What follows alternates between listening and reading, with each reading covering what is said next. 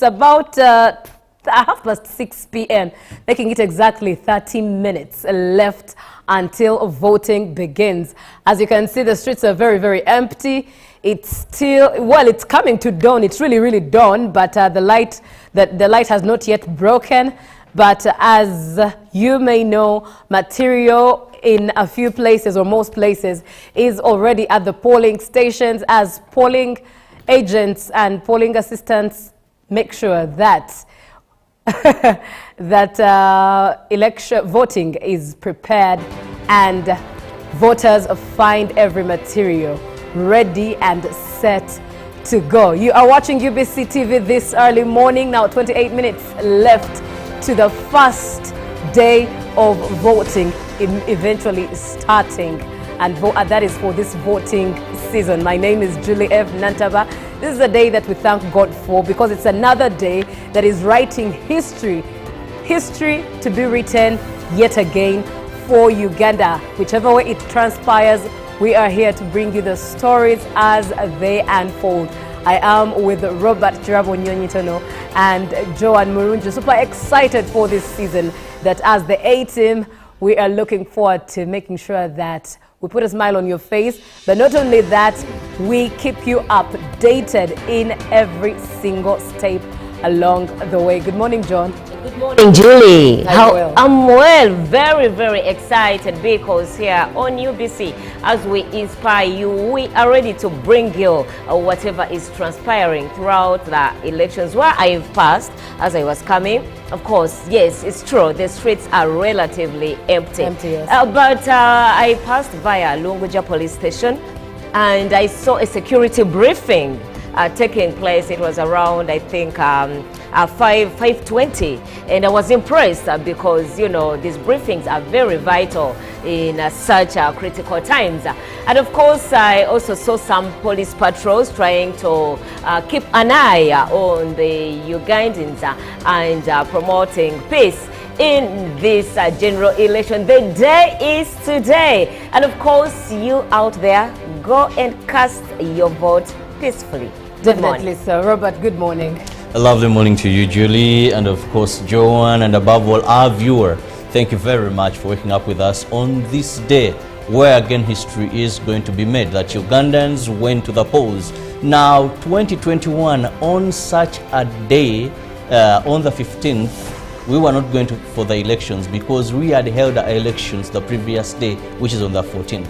Right. Now people were eager, waiting, and wondering at what time will they declare. But remember, the law is very clear: within 48 hours from closure of polling, Justice Simon Byabakama should have announced who will be the winner in these elections. Who of the 8 will take the day? And of course, at district level, parliamentary results will be flowing in, and there the winners will know. Yes. Yeah, because we'll know who has taken the day. But all in all is get up, wake up, dress, go and cast your vote, because by 4 p.m. the polling constable will stand at the end of the line, the last person in the queue. And when that one is done, you won't have an opportunity to cast your vote. But also make sure you know what to do. We do not want invalid votes. 2021, we had over 40,000 invalid votes. That means people who woke up, went to the polling station, didn't know what to do. Yes, Julie. Very interesting at that. And if you talk about invalid votes, there are a few that are expected, especially for where Matthias Walukaga was standing. The fact that he shall appear on the ballot paper, there's an expectation of those mistakes taking shape, that people will anyway vote for him. But unfortunately, it will be an invalid vote. But anyways, 8 presidential candidates that we have to vote for on this particular day, the 15th of January 2026, pardon me. Why am I going all the way back to that year? But looking at these 8 presidential candidates, why not take a trip at their profiles and look at who they are, where they started from, and what their journey looks like. Starting off with the NRM flag bearer, that is candidate Yoweri Kaguta Museveni, Born on the 15th of September 1944 in Ntungamo district, that is in Uganda. He is a veteran politician, and he is one who is known to definitely tell the history of his name. His father, the late Amos Kaguta, fought in World War II, and his father was served under the 7th Battalion, and that's how he named the son Museveni, Tuminyaba Seveni, who fought under the 7th Battalion, and that's how he got his name, Museveni. Now, he is a revolutionary leader and soldier who has served as president of Uganda since 26 January 1986, making him one of Africa's longest-serving leaders. He was educated at Chamate Primary School, Mbarara High School, Ntare School, and the University of Dar es Salaam, where he studied economics and political science and became deeply involved in Pan-African and liberation ideologies. Museveni led the National Resistance Army, NRA, to power after a 5-year guerrilla war that ended years of political instability. Under his leadership, Uganda experienced relative stability, economic liberalization, and growth in infrastructure, education, healthcare, and regional influence, including peacekeeping missions in Somalia. The other candidate that would pique your interest is definitely Mugisha Muntu, who was born in 1958, a Ugandan politician and retired military officer, known for his disciplined leadership style, integrity, and commitment to institutional development. He joined National Resistance Army during the Bush War and rose through the ranks to become Army Commander between 1989 and 1998, where he was credited with professionalizing the Army and the armed forces and instilling discipline. And indeed, you can tell that his stature, he is such a disciplined man. After leaving the military, Muntu entered opposition politics, serving as president of the Forum for Democratic Change, FDC, from 2012 to 2017. And in 2009, he founded the Alliance for National Transformation, and following internal disagreements within the FDC, he has contested for the presidency and consistently advocates for gradual democratic reform, strong party structures, and ethical leadership rooted in institutions rather than personalities. Now, definitely, I'll allow Robert Chirabo Nyonyintono to give us the other profiles that he has at hand to look into some of the 8 presidential candidates for whom you are voting this morning. Robert. Well, I'll go for Joseph Mabirizi.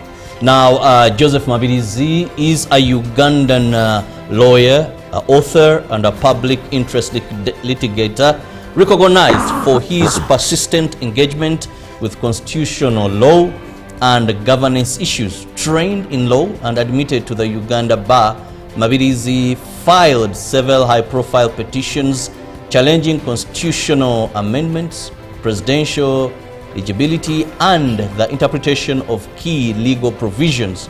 Beyond litigation, he is an author of books and a legal commentator focused on constitutionalism, leadership, ethics, and civic responsibility.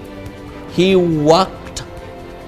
work has sparked national debate and court rulings, positioning him as a controversial yet influential figure in Uganda's legal and political atmosphere, known for his uncompromising approach to constitutionalism and accountability.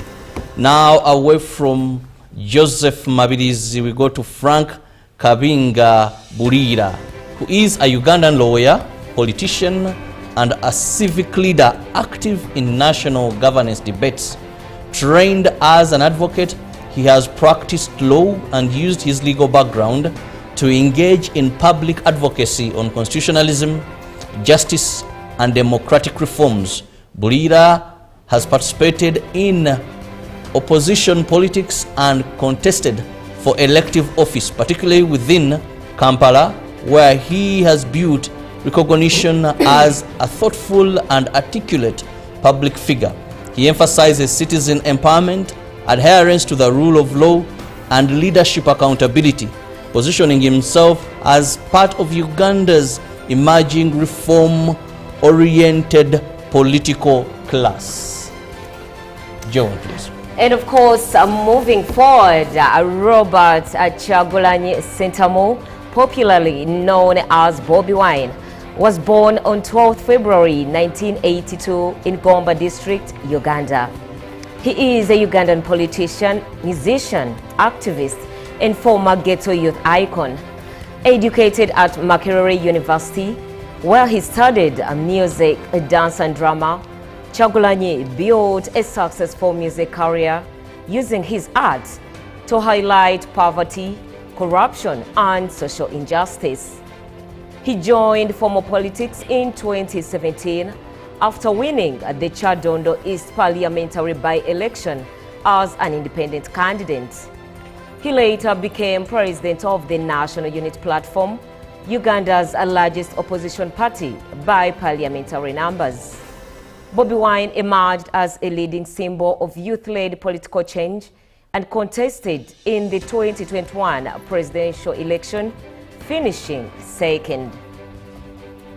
Relatively, Nathan Nandala Mafawi, who is also a presidential candidate today, born on 17th January 1966 in Sironko District, Uganda, is a Ugandan politician, economist, and seasoned legislator.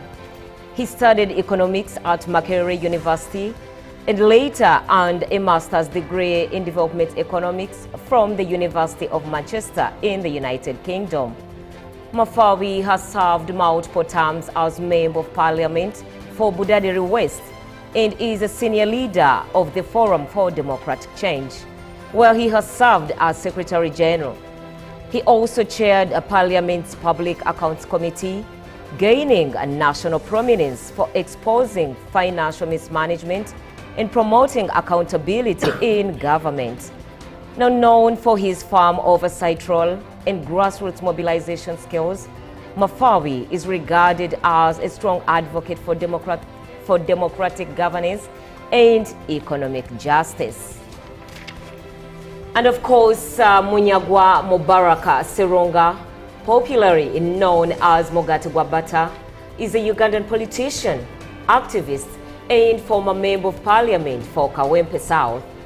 He previously served as Mayor of Kawempe Division and is the founder and president of the Common Man's Party, launched in 2025. Born in Kitagwenda District, Western Uganda, Munyagwa grew up largely in central Uganda. He completed his O-level education at Kitagwenda High School in 1996 and A-level at Nakasero Secondary School in 1999, later earning a diploma in law from the Law Development Center in 2014.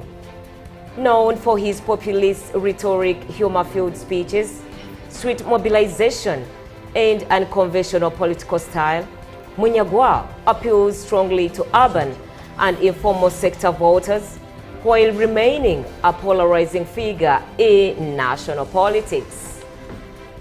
And of course, to proceed with another presidential candidate for today is Robert Kasibante. Born in 1988 in Busuju, Mityana District, Uganda, is a Ugandan entrepreneur, vocational trainer, and politician, standing as a presidential candidate for the 2026 general election. He represents the National Peasants Party, a political organization focused on rural development, youth empowerment, and equitable economic growth. Kasibante holds a bachelor's degree in business administration and a master's degree in human resource management from Makerere University Business School. After university, he turned to vocational education and founded the Victory School of Beauty and Hospitality Management in 2015, which has trained thousands of Ugandan youth in cosmetology, hospitality, business, and technical skills. And on governance, Kasibante promotes accountability and fiscal responsibility and has called for systematic changes to improve transparency in public office. Before joining the NPP, Kasibante was formerly associated with the ruling National Resistance Movement, and has defended his political switch as part of normal democratic realignment.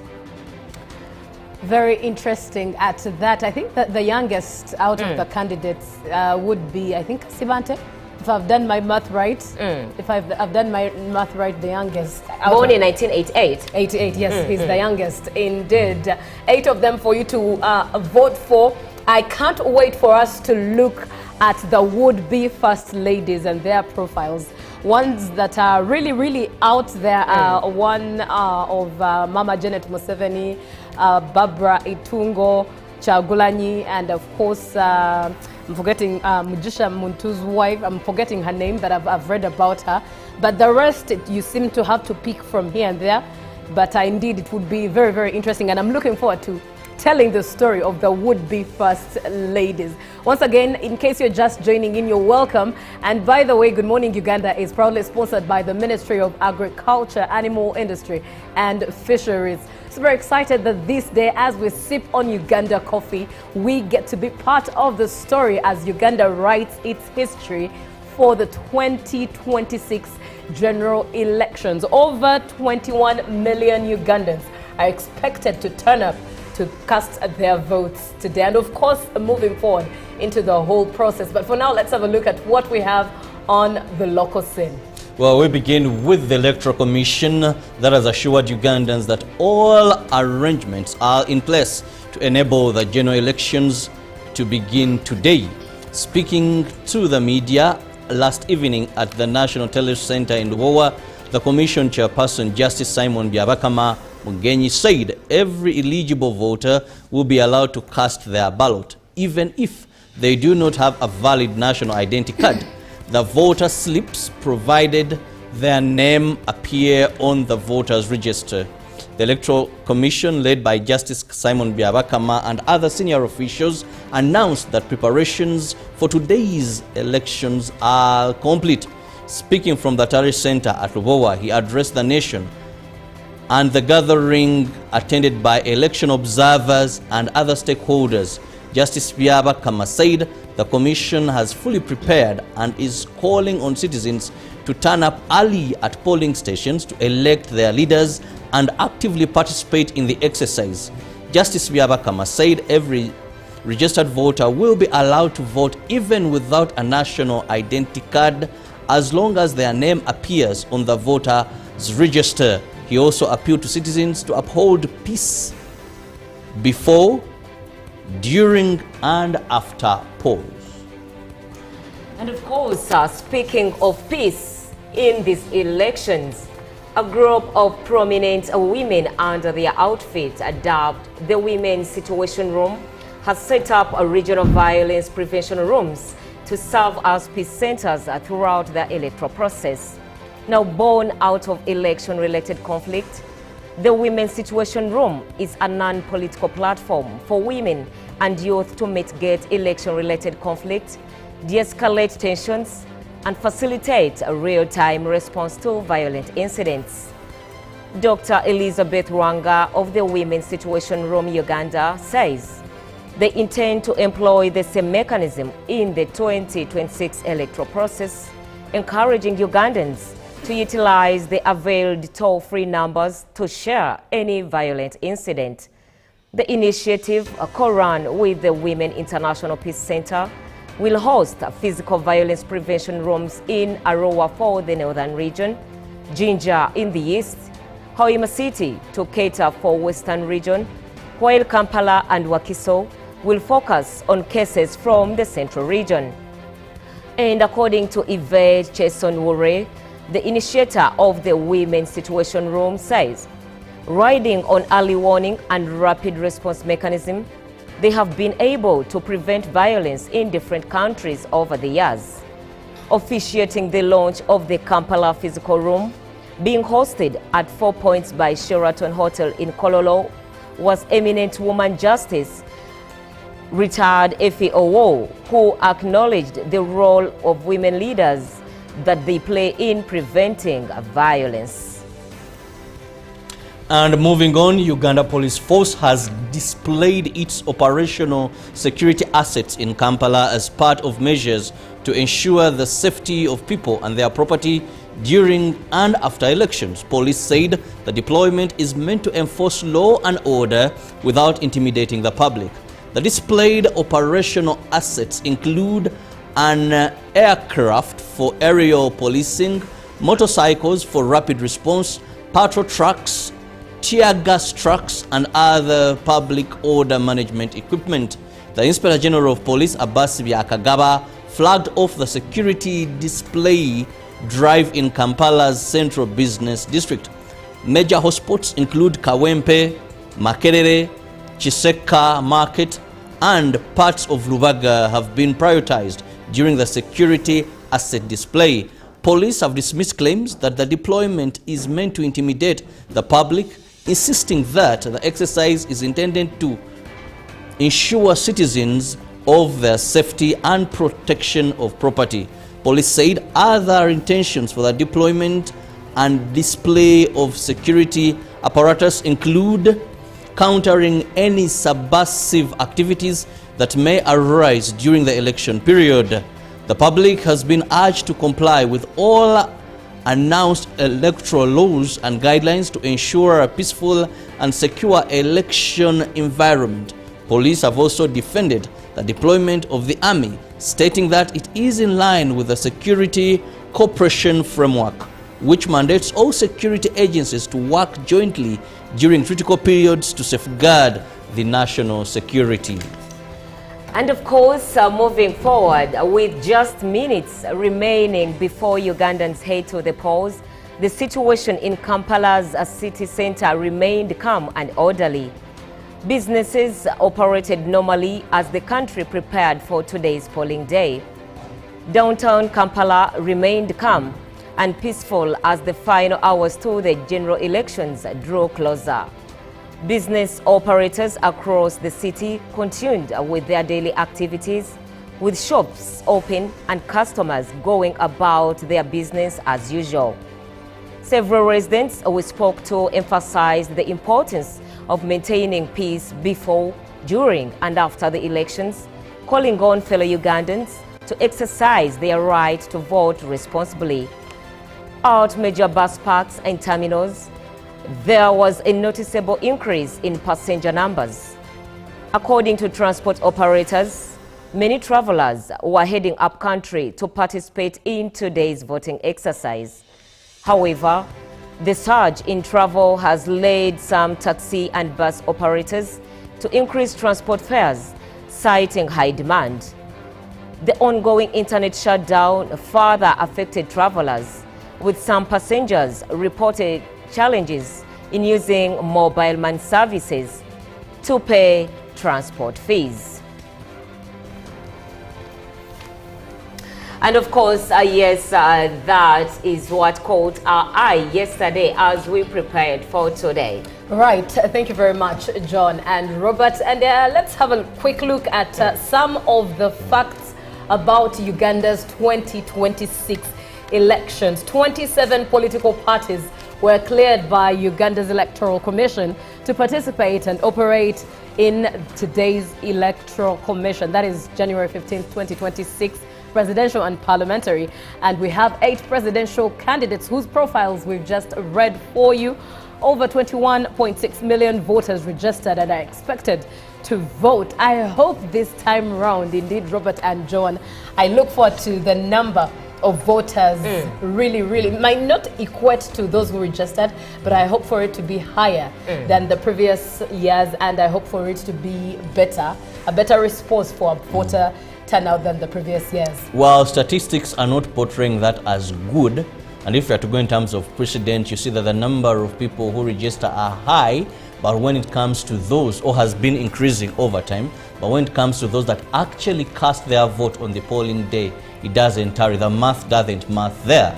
Many people register, but unfortunately they don't go to vote. So this time around, we are calling upon you. It is both biblical and a constitutional right, and your right to choose leaders that are going to lead you for the next 5 years. Wake up as early as possible. Wake up now. Go to that polling station. Voting starts at 7 a.m. and by 4 p.m. it will have closed.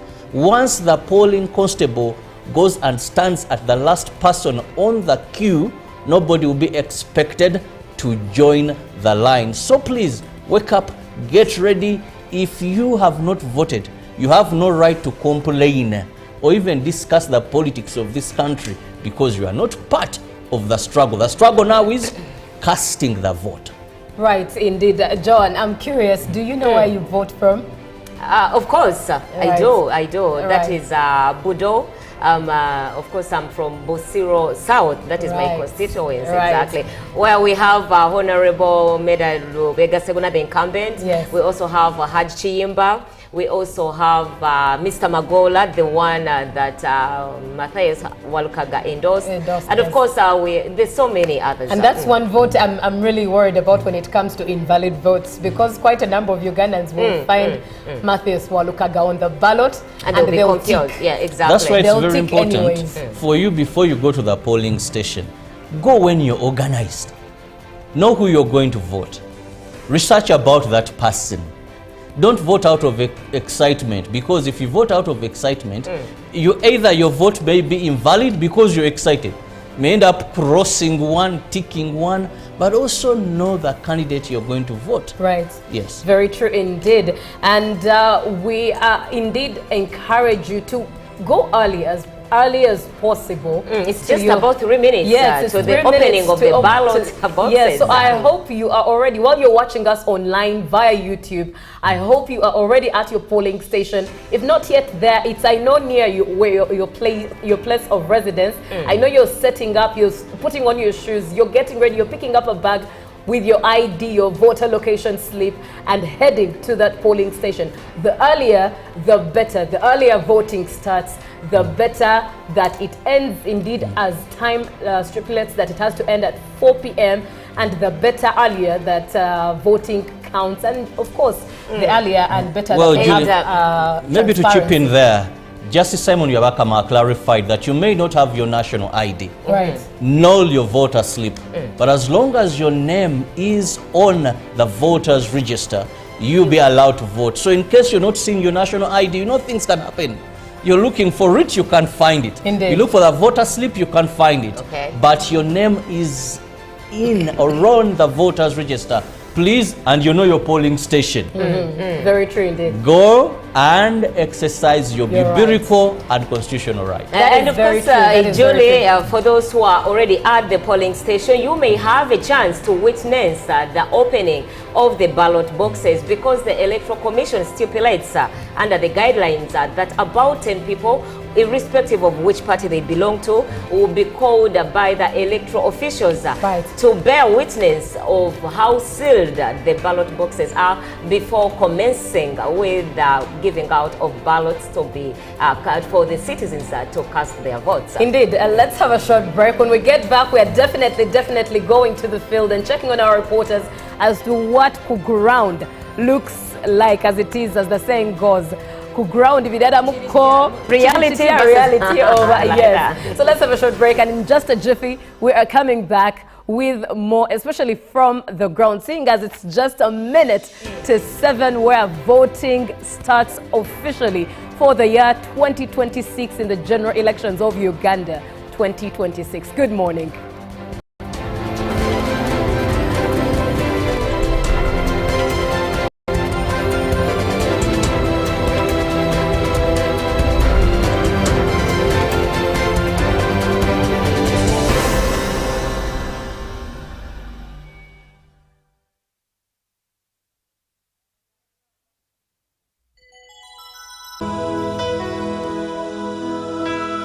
to life.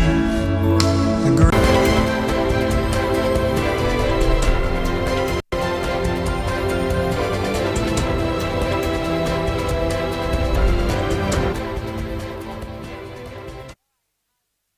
And see, those are the streets of Kampala, the view that we want to show you and show you what Kampala looks like this early morning on the 15th day of January 2026. It's about 6 p.m., making it exactly 30 minutes left until voting begins. As you can see, the streets are very, very empty. It's still, well, it's coming to dawn. It's really, really dawn, but the light has not yet broken. But as you may know, material in a few places or most places is already at the polling stations, as polling agents and polling assistants make sure that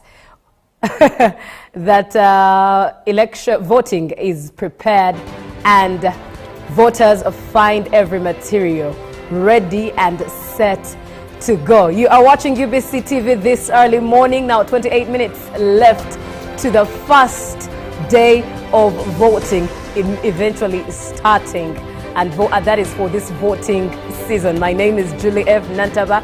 This is a day that we thank God for, because it's another day that is writing history to be written yet again for Uganda. Whichever way it transpires, we are here to bring you the stories as they unfold. I am with Robert Chirabo Nyonyitono and Joan Murunju. Super excited for this season, that as the A team, we are looking forward to making sure that we put a smile on your face, but not only that, we keep you updated in every single step along the way. Good morning, John. Good morning, Julie. Well? I'm well, very, very excited, because here on UBC, as we inspire you, we are ready to bring you whatever is transpiring throughout the elections. Where I've passed as I was coming, of course, yes, it's true, the streets are relatively empty. Yes. But I passed via Lunguja police station, and I saw a security briefing taking place. It was around, I think, 5:20, and I was impressed because, you know, these briefings are very vital in such critical times. And of course, I also saw some police patrols trying to keep an eye on the Ugandans and promoting peace in this general election. The day is today, and of course, you out there, go and cast your vote peacefully. Good Definitely, morning. sir. Robert, good morning. A lovely morning to you, Julie, and of course, Joan, and above all, our viewer. Thank you very much for waking up with us on this day, where again history is going to be made, that Ugandans went to the polls. Now, 2021, on such a day, on the 15th, we were not going for the elections, because we had held our elections the previous day, which is on the 14th. Right. Now people were eager, waiting and wondering at what time will they declare. But remember, the law is very clear: within 48 hours from closure of polling, Justice Simon Byabakama should have announced who will be the winner in this election. Two of the 8 will take the day. And of course, at district level, parliamentary results will be flowing in, and there the winners will know. Yes. Yeah, definitely, because sir. we'll know who has taken the day. But all in all is get up, wake up, dress, go and cast your vote. Because by 4 p.m., the polling constable will stand at the end of the line, the last person in the queue. And when that one is done, you won't have an opportunity to cast your vote. But also make sure you know what to do. We do not want invalid votes. 2021, we had over 40,000 invalid votes. That means people who woke up, went to the polling station, didn't know what to do. Yes, Julie. Very interesting at that. And if you talk about invalid votes, there are a few that are expected, especially for where Matthias Walukaga was standing. The fact that he shall appear on the ballot paper, there's an expectation of those mistakes taking shape, that people will anyway vote for him. But unfortunately, it will be an invalid vote. But anyways, 8 presidential candidates that we have to vote for on this particular day, the 15th of January 2026, pardon me. Why am I going all the way back to that year? But looking at these 8 presidential candidates, why not take a trip at their profiles and look at who they are, where they started from, and what their journey looks like. Starting off with the NRM flag bearer, that is candidate Yoweri Kaguta Museveni. Born on the 15th of September 1944 in Ntungamo district, that is in Uganda. He is a veteran politician, and he is one who is known to definitely tell the history of his name. His father, the late Amos Kaguta, fought in World War II, and his father was served under the 7th Battalion, and that's how he named the son Museveni, Tuminyaba Seveni, who fought under the 7th Battalion, and that's how he got his name, Museveni. Now, he is a revolutionary leader and soldier who has served as president of Uganda since 26 January 1986, making him one of Africa's longest-serving leaders. He was educated at Chamate Primary School, Mbarara High School, Ntare School, and the University of Dar es Salaam, where he studied economics and political science and became deeply involved in Pan-African and liberation ideologies. Museveni led the National Resistance Army, NRA, to power after a 5-year guerrilla war that ended years of political instability. Under his leadership, Uganda experienced relative stability, economic liberalization, and growth in infrastructure, education, healthcare, and regional influence, including peacekeeping missions in Somalia. The other candidate that would pique your interest is definitely Mugisha Muntu, who was born in 1958, a Ugandan politician and retired military officer, known for his disciplined leadership style, integrity, and commitment to institutional development. He joined National Resistance Army during the Bush War and rose through the ranks to become Army Commander between 1989 and 1998, where he was credited with professionalizing the Army and the armed forces and instilling discipline. And indeed, you can tell that his stature, he is such a disciplined man. After leaving the military, Muntu entered opposition politics, serving as president of the Forum for Democratic Change, FDC, from 2012 to 2017. And in 2009, he founded the Alliance for National Transformation, and following internal disagreements within the FDC, he has contested for the presidency and consistently advocates for gradual democratic reform, strong party structures, and ethical leadership rooted in institutions rather than personalities. Now, definitely, I'll allow Robert Chirabo Nyonyintono to give us the other profiles that he has at hand to look into some of the 8 presidential candidates for whom you are voting this morning. Robert. Well, I'll go for Joseph Mabirizi. Now, Joseph Mabirizi is a Ugandan lawyer, author, and a public interest litigator, recognized for his persistent engagement with constitutional law and governance issues. Trained in law and admitted to the Uganda bar, Mabirizi filed several high-profile petitions challenging constitutional amendments, presidential eligibility, and the interpretation of key legal provisions. Beyond litigation, he is an author of books and a legal commentator focused on constitutionalism, leadership, ethics, and civic responsibility. His work has sparked national debate and court rulings, positioning him as a controversial yet influential figure in Uganda's legal and political atmosphere, known for his uncompromising approach to constitutionalism and accountability.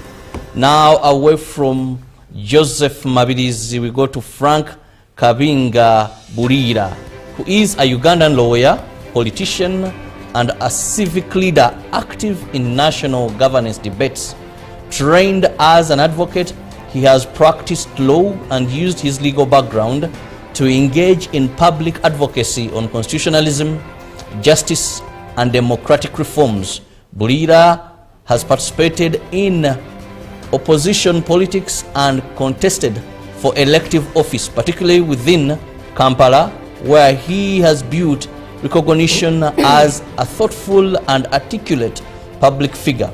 He emphasizes citizen empowerment, adherence to the rule of law, and leadership accountability, positioning himself as part of Uganda's emerging reform-oriented political class.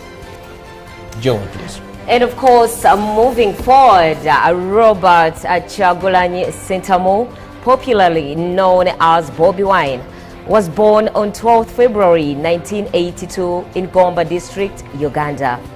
He is a Ugandan politician, musician, activist, and former ghetto youth icon. Educated at Makerere University, where he studied music, dance, and drama, where you are supposed to vote from, or you're on your way going to that polling station. And as UBC, we are here to bring you every event as it unfolds. Now, be part of the conversation. You can only send a text message to 0709-602-592. My name is Julie F. Nantaba, Robert Kirabo Nyonyintono, and Joan Murunji. Now, we are trying to get in touch with an election observer who's located in Kasana Luwero, and definitely will be picking up insights as to what the environment looks like from an election observer on that side. But in the meantime, let's just sift through a few facts, more of the facts that indeed hold this year's general election 2026. We did look at the voter turnout as per the past elections. And while we are looking forward to that, let's get straight to the observer, Mr. Chigozi Hussein, who is in Kasana Luwero. Good morning, Mr. Chigozi. Good morning, Joan. Right, thank you so much for getting in touch and giving us your time this morning. Just tell us what the environment is like that side as we speak right now. Well, as of now, here in Kasana Luwero, people have managed to turn up in big numbers, actually before the voting time, because they were here as early as 6:30, and people are already here. And also, I think we should approach the electoral commission, because the electoral materials are supposed to be here in time. Wow. So by 7, people are already here, and the voting process has already started here. So people are already voting, yeah. Interesting. That's very profound to hear that time has been kept on that side. How is the mood? Is it somber? Are people excited? Is there a bit of tension? What does it feel like? Well, as of now, everything seems very, very peaceful. People are trying to follow the guidelines as being told by the polling officials. So far, there is no tension. There are no impairments or anything that seems to cause havoc at the polling station where I am right now. People seem very, very peaceful. They are casting their votes and leaving gently. Okay, Chigozi, also let's look at security. Are there heavy deployments? Are there any messages maybe from key stakeholders in security, or warnings or something like that? No, not really. Actually, like I told you, where I am, there are 4 polling stations in Kasana Luwero Market Hospital. There are 4 polling stations. So we just have police constables that are also helping guide the voters on what to do. So there is no heavy security or anything of a sort. Have you seen any key politicians as early as possible? Any outstanding personalities you've seen that have been very early to cast their vote? No, not really. For now, we don't have any. Apart from their agents have tried to be here in time also. We just have the agents on board. As for the candidates, we haven't seen anyone now. Right. Looking at the use of the BVVKs, that is the biometric voter verification kits, what is the flow like? Are there a bit of hiccups here and there? Is the process smooth from your observation so far? Well, so far everything is good. We haven't, maybe later on, but as of now, everything just seems to be flowing as per what was planned. They haven't got any issues at the different polling stations I'm looking at right now. Maybe later on. But so far everything seems to be flowing gently. All right. In case you're just joining us, we are having a conversation with Chigozi Hussein, who is an election observer. He's currently situated in Kasana Luwero. It's where we are getting feedback from.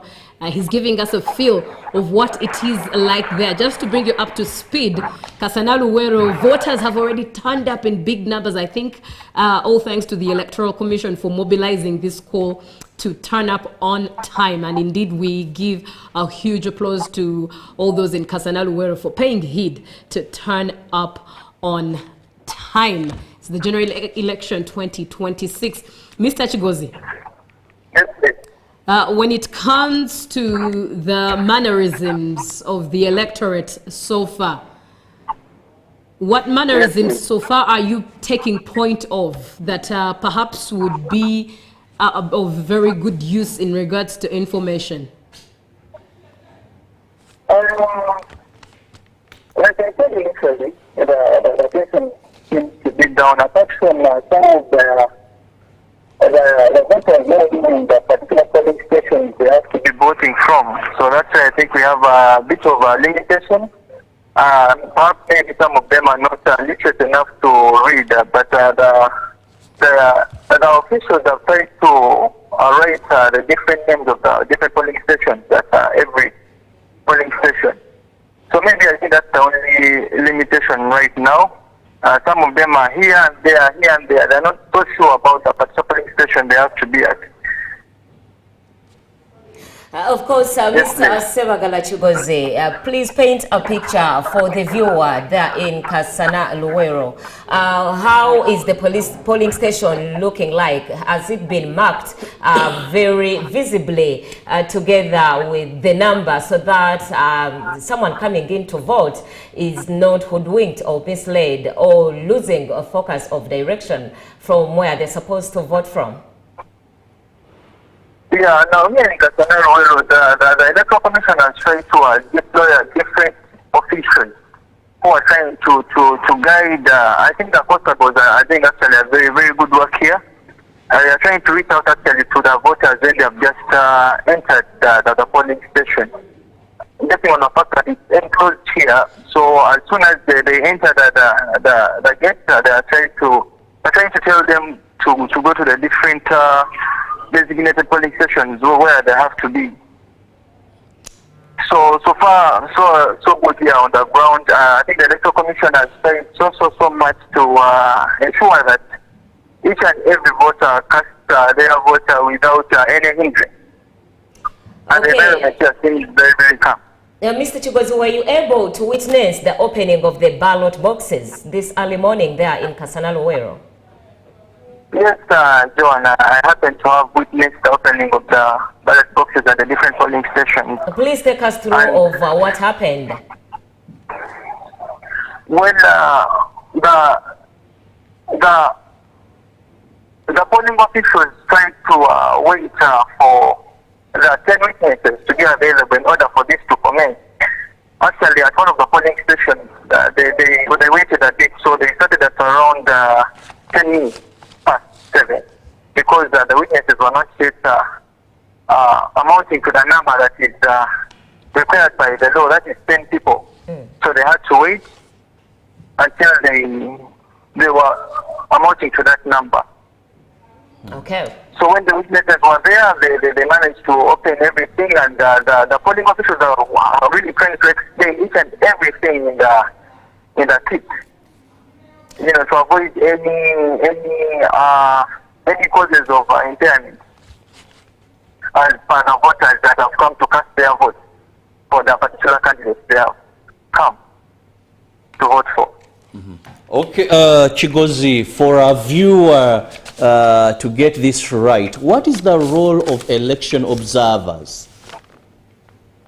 Now, we as election observers, we monitor and assess the whole election process. We started from as far as pre-election phase, the demarcation of polling stations, getting of voter registers, nomination of candidates, and of course, right now we are looking at the polling day or the election day, and of course after that we are going to be looking at the post-election time. Now, we as observers, we monitor, we assess the whole process, and we make recommendations and reports which we give to the right legal channels.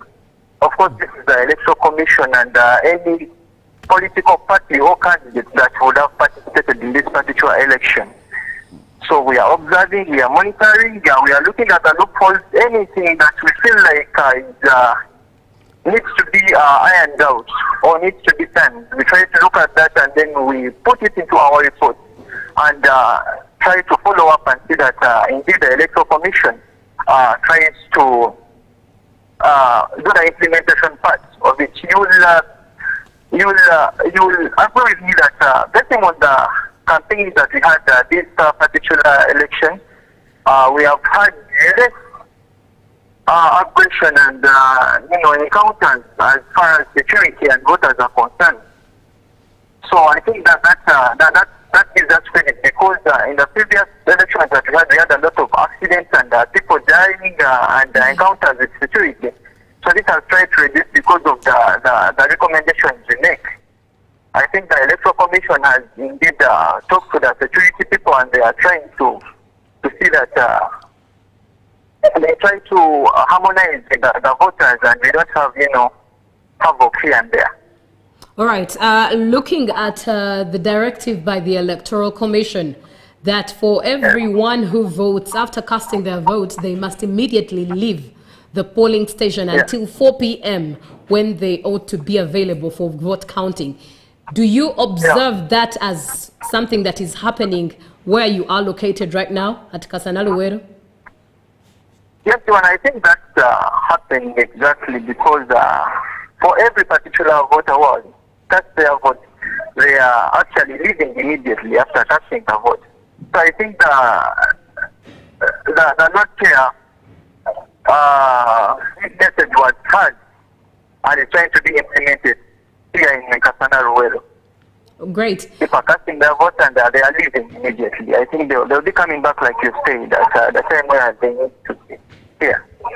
Great. I think that's during the counting time, yeah. Right.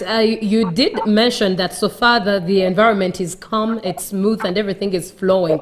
But just to paint a picture on a few worries that many Ugandans had, that is in regards to having identifications, for example, the national ID or the voter location slip, or having to locate someone's name in the register. How is that process so far? Just paint a picture of what that looks like with national IDs, voter location slips, or even people's names in the register thus far.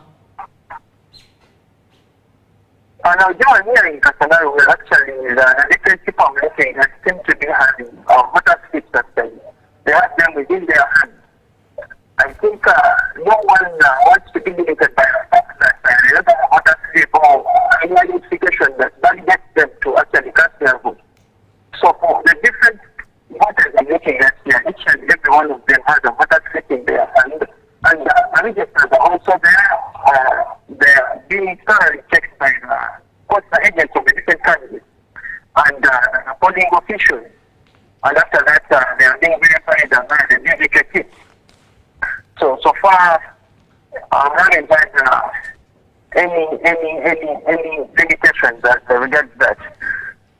Everything seems to be flowing smoothly. Okay, Mr. Chigoze, from your view, do the voting booths ensure that there is secrecy of the ballots as voting has already started in Kasanaluwero? Yeah, I think the secret, actually, the secret is there. The secret is there because where the people are casting their votes from or the guessing, first of all, they are being given enough distance and no one is close to those guessings actually. You only have the constable who is far ahead at the end of the last guessing or the last ballot box where the voters are placing their ballots. So I think the secret is there. It's really portrayed. That's the picture here in Kasanaluwero, yeah. And the voters being given the correct number of ballot papers, since we are voting for the president and also the member of parliament in their respective constituencies. Yes, and they actually been given the right number of ballot papers, and we also have a polling official that is helping guide that this particular ballot you have received is for the president, and this is the That's the ballot box for the president, and the other one is for a woman MP, and the other one is for direct MP. There is a polling official who is giving directives to the voters who are going to cast their vote. Now, as an observer, what has been your assessment on the knowledge of knowing what to do at a polling station? I think the Electoral Commission has tried to do the voter education and other stakeholders, like observers and voter educators in the different parts of the country, because people are turning up like this, and without any limitation, knowledge-wise. So I think the Electoral Commission and other stakeholders have really done a very, very good job of civic education as far as sensitizing the voters is concerned. Definitely. Right, this conversation has to come to a close, but without it ending, we don't want to end without asking how you suggest, Mr. Chigozi, how Ugandans should make use of you while at the polling station. In other words, altogether, all election observers. How do you expect Ugandans to make use of you? First of all, Ugandans should understand that we are on ground and we are observing and monitoring. And if at all they feel like they are loophole or they are not satisfied with the outcomes of the election, they can always report or approach us, and at the end of the day, we put whatever they have told us into our report, because we have a far more better voice that can be easily heard, getting on the fact that we are stakeholders in this, and we have easy access to the Electoral Commission. So our voices may be actually more heard and implemented as regards what they have to say or what they feel like needs to be implemented as far as the election process is concerned. Right. Yes, yeah. Thank you very much, Mr. Chigozi Hussein, for your time. Wishing you a successful process and operation in your work while you move around as an election observer. Right now, he's currently located at Kasana-Luwero, and he's given us quite some good news, I think. The fact that the electorate woke up early, and we started speaking to him at about 11 minutes after 7 a.m. Okay. And he made mention of the fact that lines were already, elaborate enough. People were many. That means people paid heed to the call of the Electoral Commission to wake up as early to go cast their vote. And I think that's a good note. And of course, I would also want to commend the Electoral Commission, Yes. because from Mr. Chigozi Hussein's observation, he says that the Electoral Commission was there 7 minutes, but by 7 minutes past 7, there were not enough voters to witness the opening of the ballot boxes. So I think the Electoral Commission officials there in Luwero, Kasana-Luwero, have really done a commendable job to keep time. Indeed, Robert, what's your observation from that conversation? Well, for me, I go to the situation. He said the situation is calm. The deployment is minimal. It's not that intimidating because Luwero is not in Kampala here. So heavy deployments are meant to protect Ugandans in case you're in an area where you see heavy deployments. But sometimes, mostly in rural areas, people may not perceive that very well. So when he says they're just polling constables here, there's nothing worrying. People know what to do. They are coming, voting and going away. To me, that is where the credit comes in, that people can freely move, cast their vote, and when they get to the polling station, the environment is friendly, voter welcoming to cast your vote. Right, indeed. Now, you can be part of the conversation, by the way, on our social media platforms. The hashtag is UBCUGPolls2026. You can head over to the social media platforms, especially on X, and be part of whatever conversation is there while using the hashtag UBCUGPolls2026. Now, we are definitely trying to collect some data on what Kampala looks like right now at about 7:30 a.m. I remember we started talking about Kampala and looking at the streets, what the streets looked like. It was about 6:30 a.m. An hour later, I hope we're able to get into the feed of what Kampala looks like right now, what the different polling stations look like right now. And I understand that even where we are right now, it's a polling village as well. and we'll definitely be sharing with you feed from what it looks like. But let's have a look at what indeed Kampala looks like right now as Uganda decides 2026 who will be your next president, who will be your next member of parliament. Well, good morning, Uganda. This is Timothy Sibasi. We have already hit the ground. We were in the field at exactly 6:30. We started with the polling stations at National Theatre, called the UBC Village Polling Station. Well, there was no much activity going on there. The polling officials were still setting up the polling station, but most of the polling officials had already arrived. And some of the voters were already also on the ground. The early birds had already touched the ground, waiting precautionary measures from the electoral officials, but there was nothing much done. You could only see a few of them entering the polling area. From there, we had to move down to another quite a bigger polling station called the Railway Grounds polling station, where we are right now. You can see in the background, well, nothing much so far on the ground. Voters are still just reporting at the polling station. Well, they have just set up, like you see what is going on. But what's more important with this 2026 election? We are talking about an election that has about 21.6 million people. What does that mean? But most interesting with that election is that the women constitute the biggest bloc. We are talking about 53% of female voters. These are going to determine basically what would be a swing vote. Well, men are holding about 46% of the 21.6 million voters that are going to be determining who carries the day, more especially to do with the presidential elections, parliamentary elections. So we are talking about 21.6 million voters.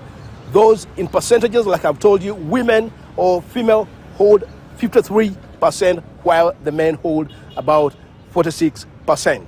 That's the current situation standing on the ground.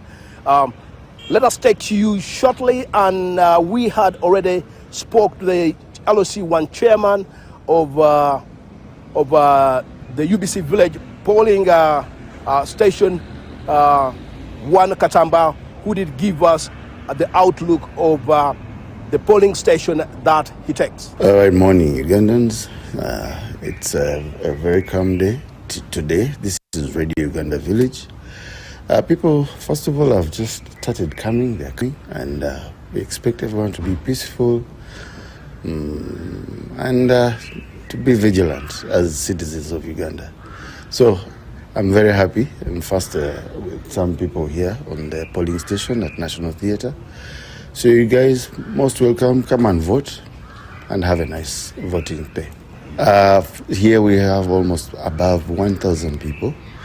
So we're expecting people to come. They always come to vote for the president. They come to vote their candidates as president candidates.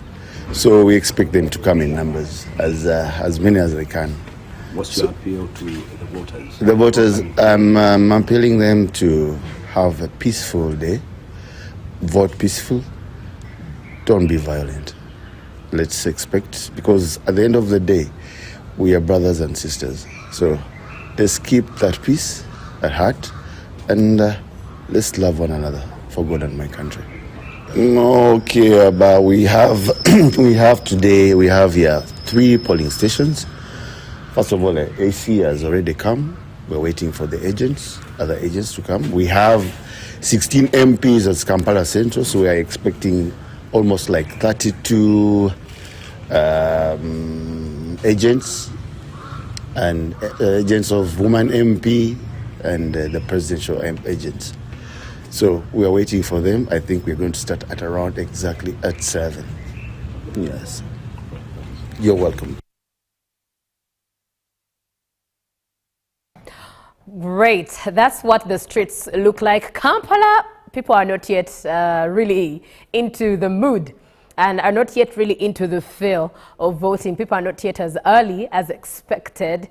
And I think so far that's what we have comparing Kasanaluweru with Kampala. It looks like people who are outside of Kampala are so gassed up and have the zeal to wake up early and exercise their right. Kampala, we are waiting for you. If you vote from Kampala, the Electoral Commission officials are already waiting for you to come cast your vote. Remember, time is key. I was reading a commentary from Crispin Kaheru, one of the election observers who has observed elections across Africa and some in Europe. And he made statements that if time is key, then it's important that transparency is there. Now, we're having a conversation with Mugweri Geoffrey, the PRO of 3N Consultants, one who has been engaging in voter education here on UBC TV.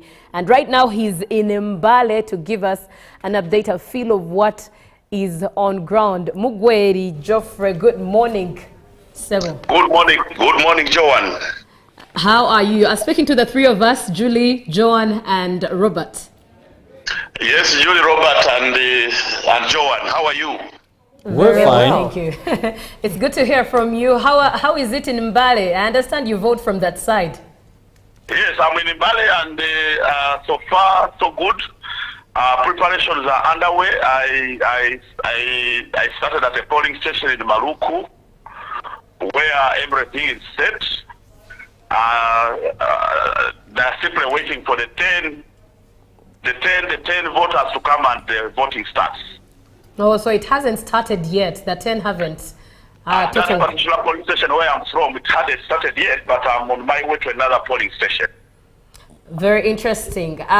Overnight, what was the mood like? What conversations were you hearing on ground leading into the morning? Well, there's a lot of enthusiasm. There's a lot of anxiety. There's a lot of excitement, mixed reactions, emotions.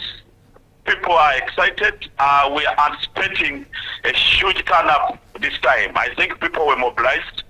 The voters are looking towards casting their votes. Right, and as one who has sensitized Ugandans on voting, how do you feel on this day? Well, I am equally excited. I am happy that I'm actually realizing that our work is starting to bear fruit. I think our sensitization was effective to a certain extent, although in other areas it lacked, but there is a great improvement.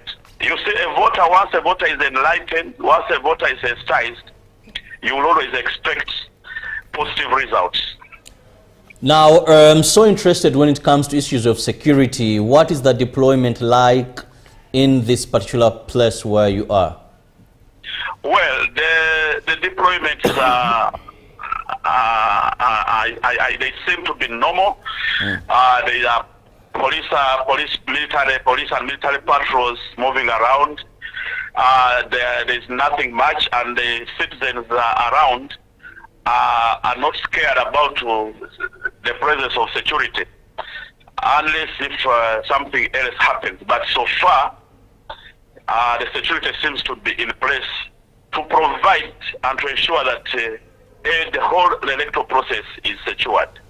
And what is the weather like? Because also these affect, some may fear the scorching sun in case it is out, others rain may hinder them. So what is the weather like? Right now the weather is fair, the weather is conducive. There is no sign of rain, although the signs that actually we shall have a hot scorching sun, but so far so good. Now let's get to understand the people of Maluku, like you said. What is it more of an urban center? Is it a rural center? And are they the people that first go maybe to gardens, then come and vote? Please give us more light in that area. Maluku is the suburb in Mbale city. There is nothing like people going to the gardens. It is basically in town. People wake up in the morning to go to do their businesses in town and to do other official work. Those who go to offices, Maluk is a suburb of Mbale. It is within Mbale. Yeah.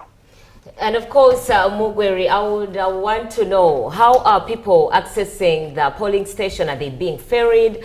Are they using own transport? Are they coming in by foot? What is the situation like, given the fact that from the previous polling station where you are at, the voter turn-up was not yet satisfactory? No, where I've reached, I can see people already in the queue.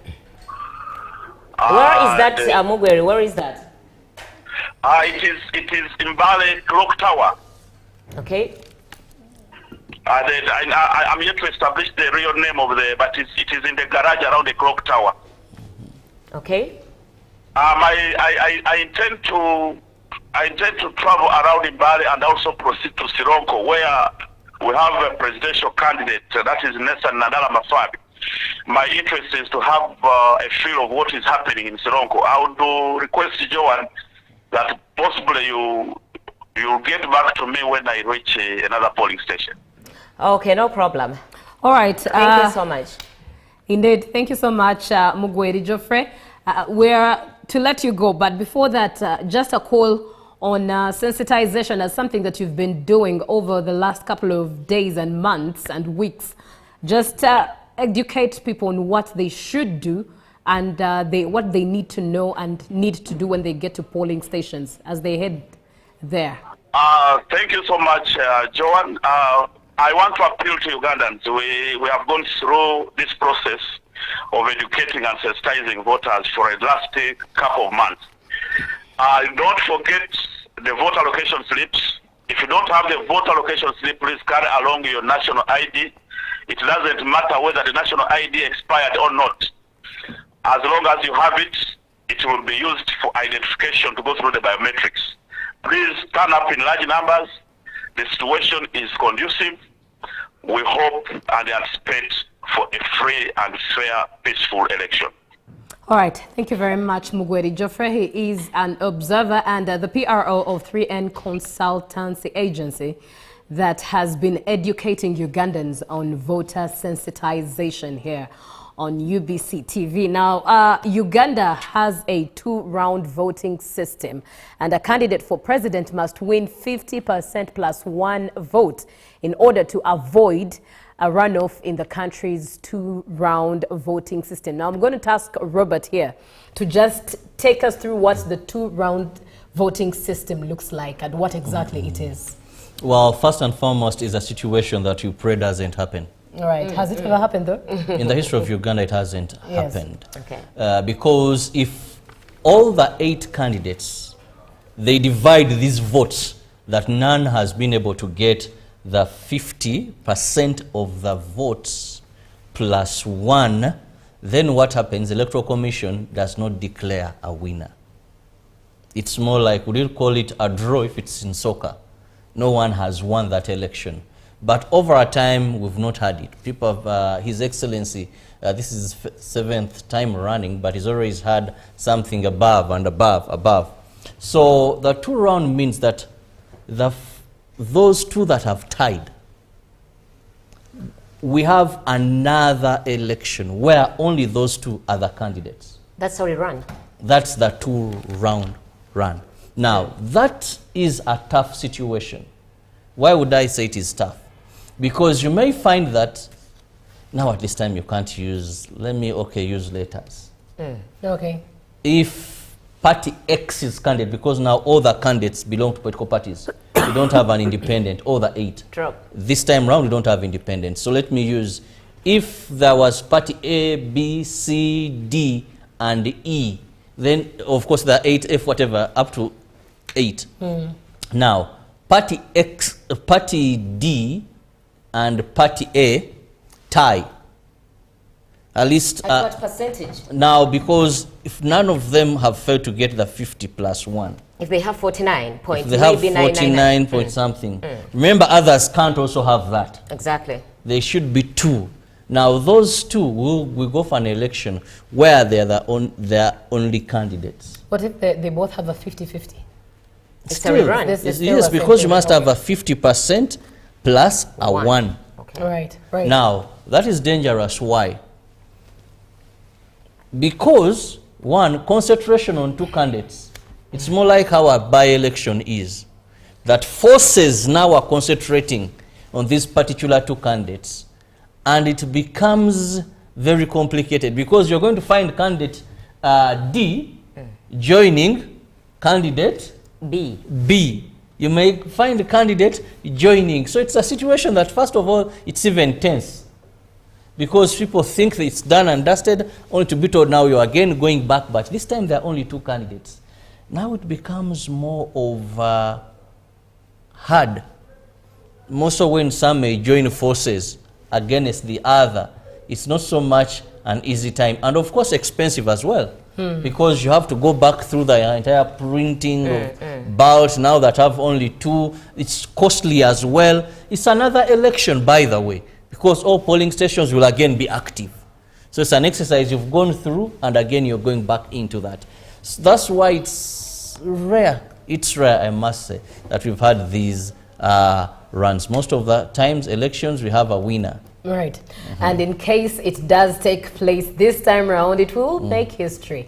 It will write a story that once upon a time in the general election of 2026, Uganda, for the very first time, at least in the history of Uganda, got to vote for the second time because none of the candidates indeed made it to the 50% plus 1 vote. Now, Uganda has 353 constituencies, each represented by a member of parliament from a member of parliament elected for that constituency as a direct member of parliament. It is actually also known that Uganda has the biggest parliament in Africa. Yeah.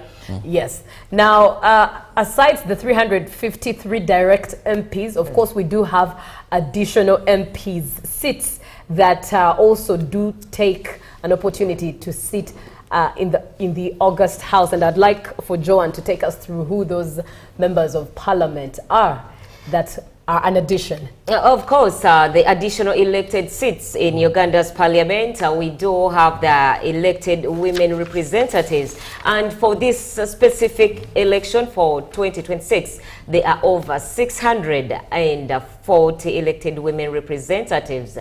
And of course, we do have the number of positions for youth representatives to parliament. Of course, these are just 5 for this election. And the number of positions for workers' representatives to parliament are also 5. And also to look at the other additional elected representatives, we do have the number of positions for older persons representative to parliament. These are also 5. And not forgetting the number of representatives of Uganda People's Defense Forces to Parliament. These are over 10 members.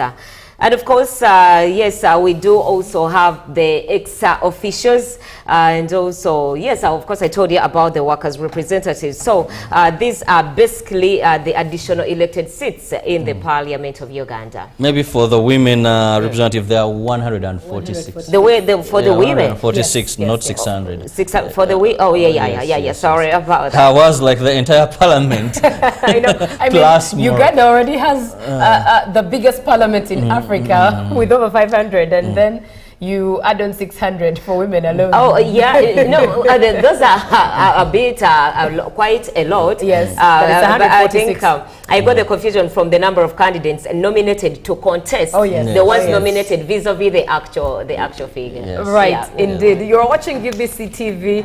Today, 15th of January, is another day writing itself in the history of Uganda as Ugandans go to vote. Indeed, like I said earlier on, I really, really hope and look forward for a changed story. That this time around, the numbers of voter turn-ups is higher. I hope the trajectory changes. We don't expect much of it, but there's a hope in me that there might be a change.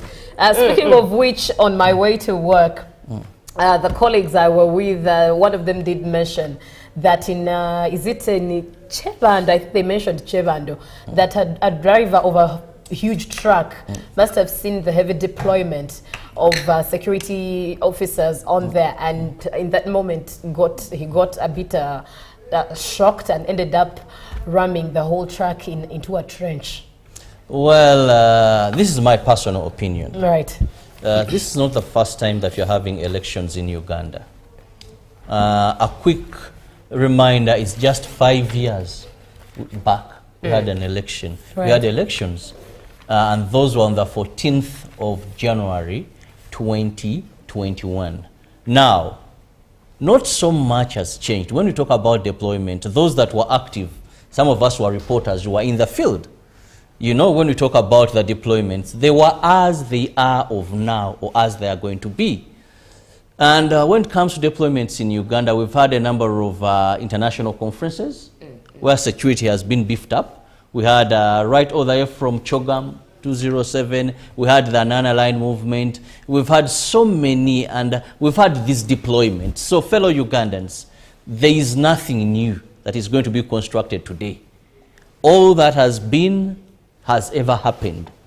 And when we see these soldiers move on the streets supporting police, well, it is not something to scare you. It is something to assure you that anybody who would want to cause insecurity, who would want to disrupt your peace, there is someone watching and who is ready to respond. Yes. Right. Thank you very much, Robert. I almost said John, but thank you very much, Robert. And I thank you both. Thank you to the both of you indeed for definitely serving Ugandans. Now, Robert Chirabo Nyonyitono is coming back after this short break. He'll be coming back with Chibuke Brian from the Star TV and Radio family, and they'll be talking about the history of voting and democracy in Uganda, and they'll also be definitely getting in touch with reporters in the field to give us an update of what the environment is like and what stories are building from out there. For now, we're having a short break, and Robert is coming back with Brian. Good morning, Uganda. Uganda decides. Be part of the conversation on our social media platforms. Hashtag UBCUG Polls 2026.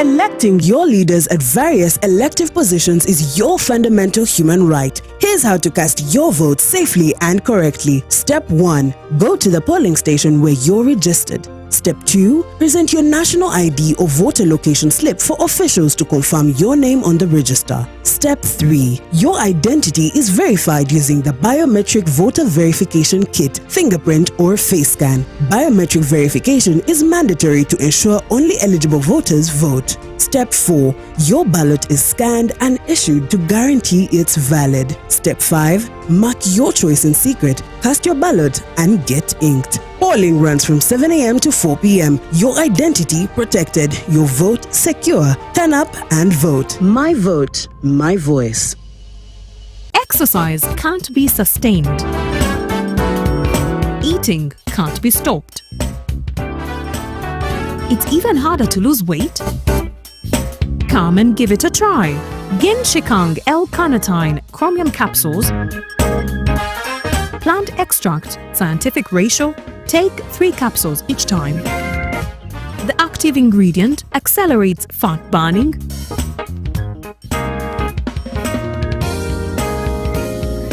eat twice a day,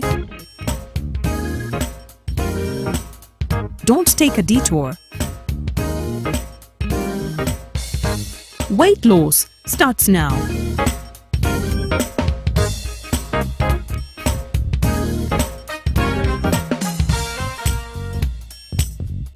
Ginshikang L-carnitine with chromium capsules helps you stay in shape. Please follow medical advice when taking this product. For more information, visit our website www.hgo.com or call 0800 335555. Pick of the day on UBC. He expected me to die like within the first 2 years. Out of the blue, the child will get pains, especially in the wrists. And this happens commonly when children are starting to walk. Was brought to you by I'll call you every day, yeah, yo, baby, don't know. You can now get all the Chibuzi out with MTN voice bundles. Call all networks Kubei Dondoro. Buy a 25-minute voice bundle for only 1,000 or buy any daily voice bundle of your choice. Dial *100 *21 hash and select daily or use the My MTN app. When we talk together, we are unstoppable.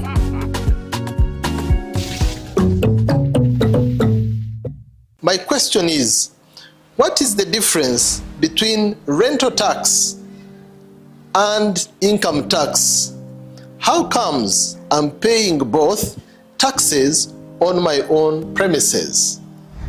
If you want to have a tin, but you are not making any income from your business, you should take on the obligation to continue filing your nil return. Commissioner General to invest in taxation. When people understand taxes and they know the importance of taxes and they know the fair assessment of these taxes they're supposed to pay, I think everybody will embrace taxation. As banning groupage cargo, clearance protects small traders who cannot afford to import full container loads individually and rely on consolidation to remain competitive.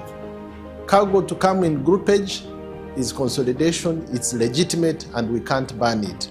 What we have banned, or what we have stopped, is the use of container leaders.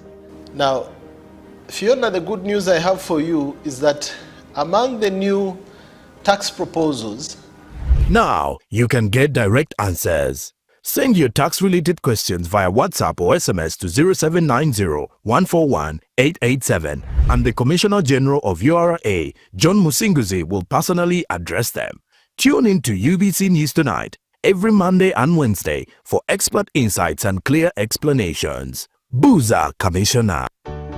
The Senior Citizens Grant under the Social Assistance Grants for Empowerment SAGE program is Uganda's social protection flagship program, providing regular, predictable, and reliable direct income support to older persons. Since inception in 2010, the SAGE program has positively impacted beneficiaries' livelihoods, contributing to the overall national socio-economic transformation.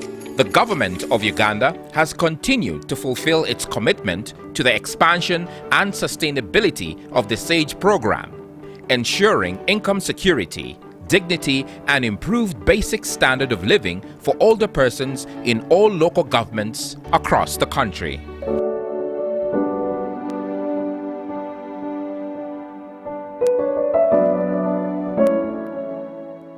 I am Kolodong Martin. I am 70 years old. I come from Naitakwai Parish, Nadunget Sub-County. This village is called Katanga. I knew about this SAGE money in, I don't remember very well the year, I think around 2013-14 is when I heard about this SAGE program. We were gathered at Katanga village as the elders. They say they need elders from 60 years. So we were gathered, and then I was part of the team who was identifying, because by then there were no IDs by then. So we were gathered together with the old women, said verification of years. When were you born? Then some of us were just, putting these events. I was born during the time of this, during the time of this, during the time of this, because for us, Karamojong, we identify the years through events. So that's how we need. Then we said, okay, so and so is fit to be in this siege program, 60, because they said 60 above. So that's how I got it. The benefits actually, when it first came, because we were receiving, they told us we were receiving the first bunch of money, we received 25. These 25, we really were grateful, because for us to get the money, this 25 by then was very, it was good money. So I could buy a kilo of sugar. I could get at least even call my friends to share. I think today we have got something, call some kwete. So, and then we can also get some meat by that time. So that's how I got this money. Then I was also selling a bit of petrol, no? I would get had it to get 1 jerrycan of petrol to sell in my shop. So that's how I could get this 25. Then eventually it went. Then we are supposed to get now by 2 months, that is 50,000. And then I said, I think it was a good move. So, and it was frequent, after every 2 months, we would get 50, every 2 months, then I would plan. Even with this money now, I would buy some books.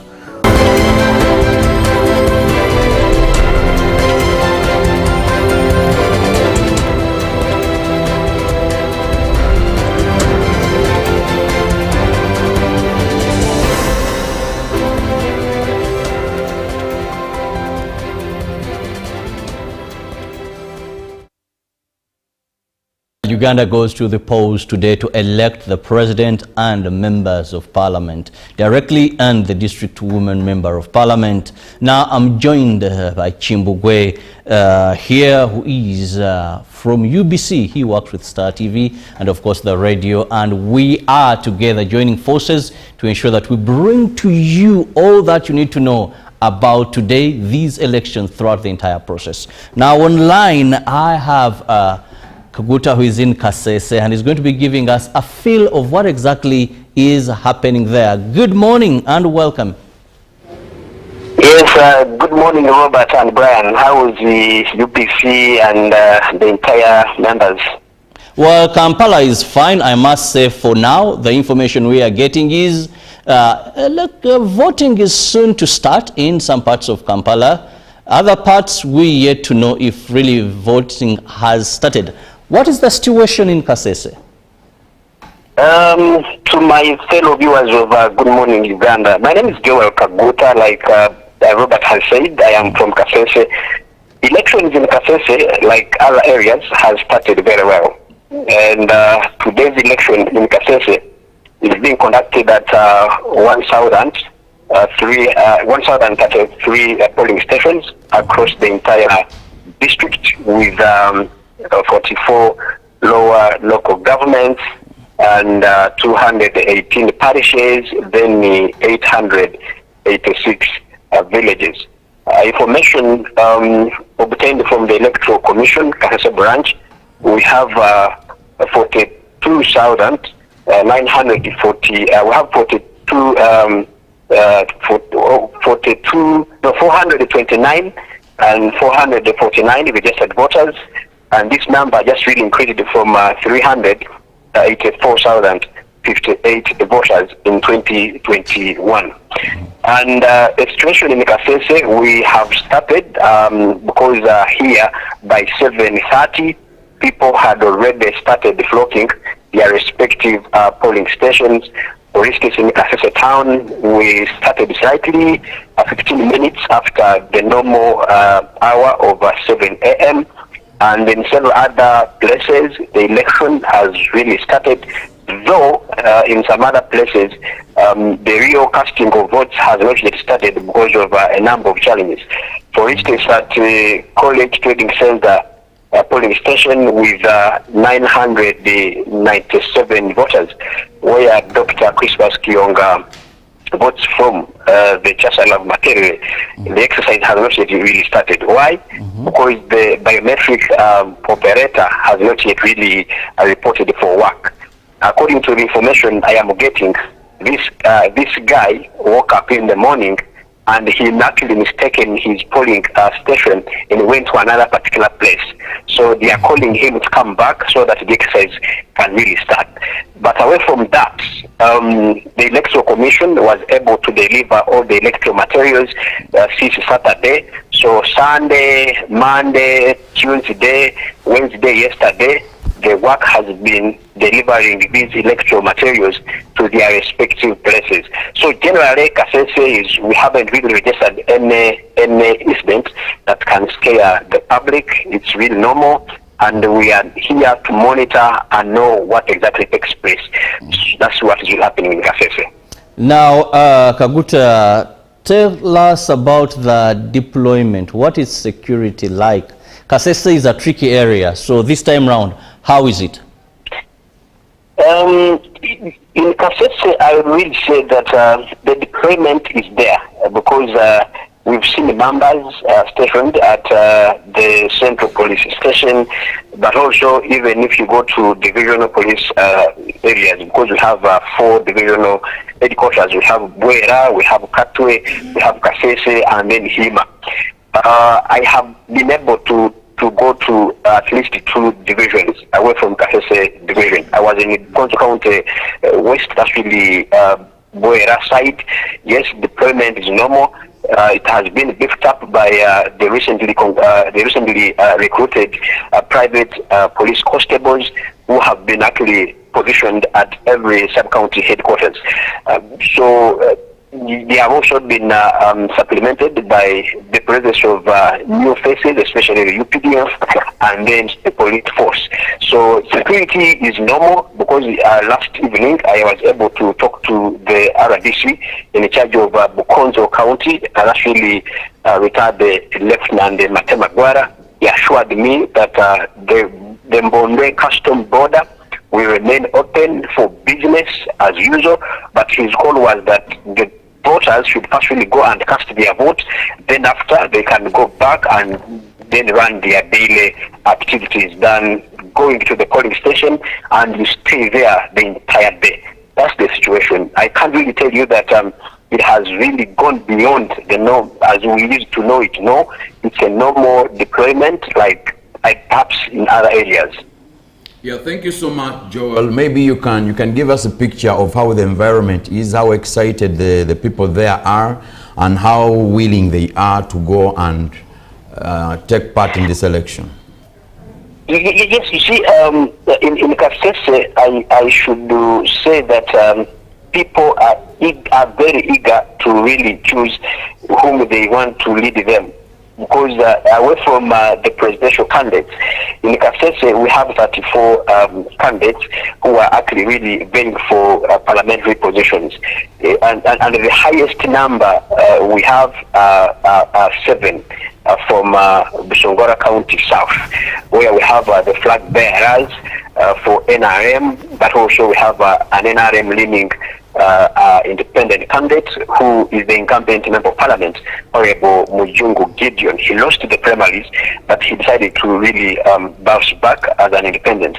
And away from him, we other political parties like PFF, that's really People's Front for Freedom, has a candidate. National Unity Platform has a candidate. The Forum for Democratic Change has a candidate, and then other more 2 independent candidates. So this is the only constituency with the highest number. But though the number is seemingly to have increased, I know today we will only be selecting 6 members of parliament from Kasese. the 5 from the 5 constituencies, then the district woman member of parliament. So from the 34 candidates that we are going to select today, we only need to have only 6. So that tells you that the 28 people are likely not to really make it, because we know that a voter goes to a winner, and the winner is the person that the Electoral Commission will announce as someone who has really garnered the highest margin. So that's the current situation. But also this season, this election season, we are seeing more people trying to participate in elections across all the ages, the young ones, the elderly. Everyone is really eager to see that his or her favorite candidate goes through. That's why I can really tell you that by 7, people were ready at their different polling stations to ensure that they witness how the exercise starts, but also to actively participate by casting their votes. Okay, Joel, maybe before we let you go, do we have any early birds at the polling station already? Yes, we have already got early birds, and remember, we of course in some other, like for instance, where I went first, it's called the Kilembe Quarters, and at this particular place there are 4 polling stations. Initially there were 2, but because the numbers of our polling stations increased from 684 to 1,033, they have been able to have more polling stations. So we are very certain that by the end of by 4 p.m., as it was really recommended by Electoral Commission, people will have been able to cast their votes. Well, thank you so much, Joel Kaguta. That is what is happening in Kasese. Some polling station business has started, except one where he said the person manning the biometric verification machine woke up and went to another polling station, but he's been notified that, hell, that is the wrong polling station. Now, for you, the voter today, make sure you go to the right polling station. I remember 2001, I don't know if you did cast your vote. I did. Where did you vote from 2001? I was in Namasuba Central. Namasuba. Yeah. I was in Machindi, and we witnessed some confusion where someone would line a line. They tell you this is A to Z, this is no, this is B to K. The other, there is that grouping.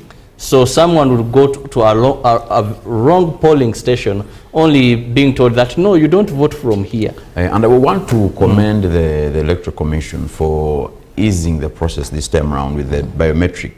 The only problem with the biometric is the fact that it has been customized to work on a specific polling station. Now, you've just talked about the case in Kasese, where the gentleman who mans the biometric went to a different polling station.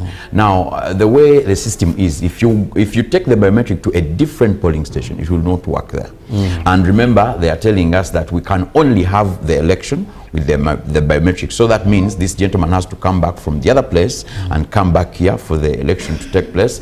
But as far as the feedback we are getting from the observers and reporters, I want to thank the Electoral Commission. You see, our expectations were very high. We were waiting to hear, because when you look at the start time they gave us was 7 a.m. and everybody was like, will they keep it up?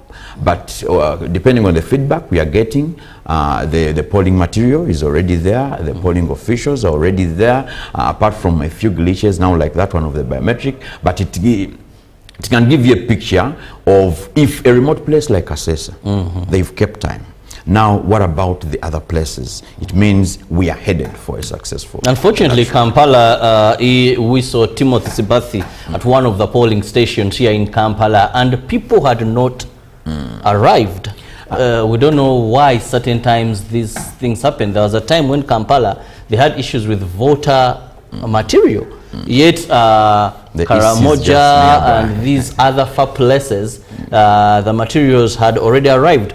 Now you find that they are waiting for the 10 that are supposed to be there by law at a polling station to witness the opening This, I don't know why it usually happens that way, even when it comes to examinations and other things. You would expect that probably the material would reach Kampala Now, that faster. is the footage at 6:30 in Kampala. If we had footage, because when you talk to a gentleman in Kasanaluwero, people were already lining up and waiting for the voting. But in Kampala, the reason people usually come in late for the election is because Kampala is not a residential area. And now for places like Kasanaluwero, Kasese, most of the people that vote from those areas stay in those areas. Now for Kampala, most of the people that registered as voters in Kampala, most of them don't stay in Kampala.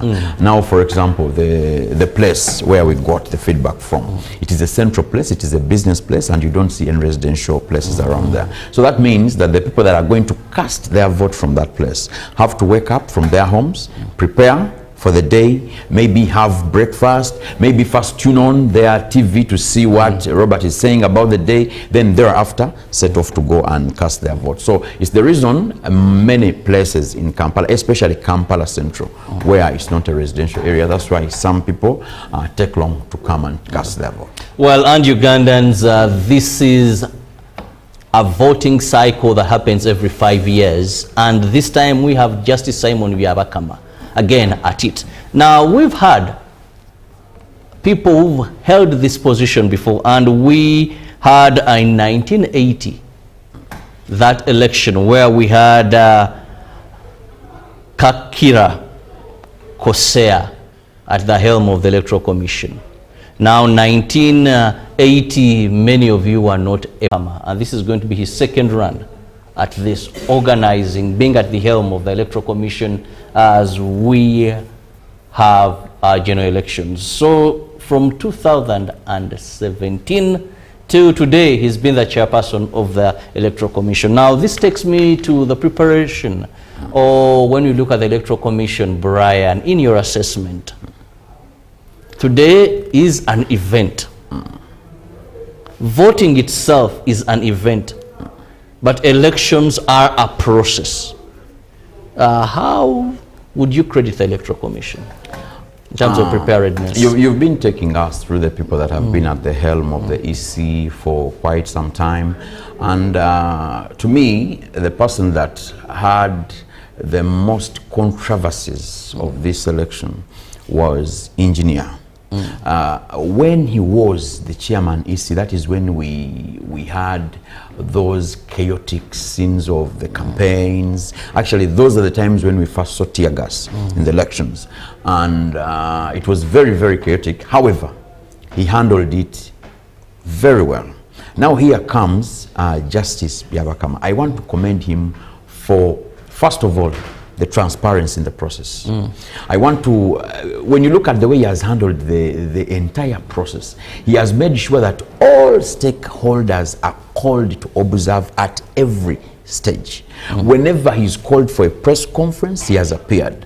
Whenever he has been called for an interview, he has come. Whenever there are questions about the process, about the eligibility of this, about that, he has come out to answer these questions, and I want to commend him for that.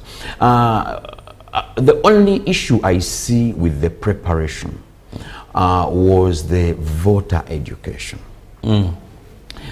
They've done very little with the voter education, and I want to understand their situation, because they started asking for money from the financial year 2023-2024. Actually 2020-2024, and there was no money by then, because that is when they had planned to start their roadmap, start educating people, start organizing the registers, and because there was no money released for the EC, they had to keep pushing their exercises on when they have to start this, when they have to start that. So by the time the monies were released, of course, it was already late for them to do the voter education, but it was very, very important for them to do enough education. Why? Because when you look at the number of registered voters, the numbers have grown. The other time we are talking about 18 million people as registered voters. Now we have over 21 million people. That is close to 3 million new voters. And these million voters, according to the census that we just had, it will tell you that a majority of the population are youth. This means most of these people are youth who have, because it could be that I'm a new voter, but I'm of age. Probably the way I understand things is different.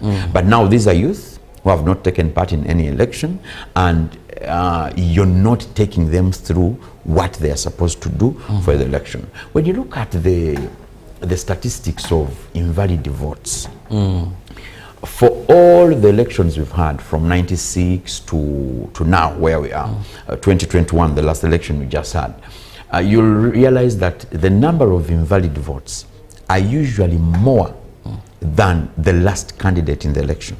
2021 we had over 40,000 invalid votes. 400 something people casting the vote in, because the percentage last year was around 3.7.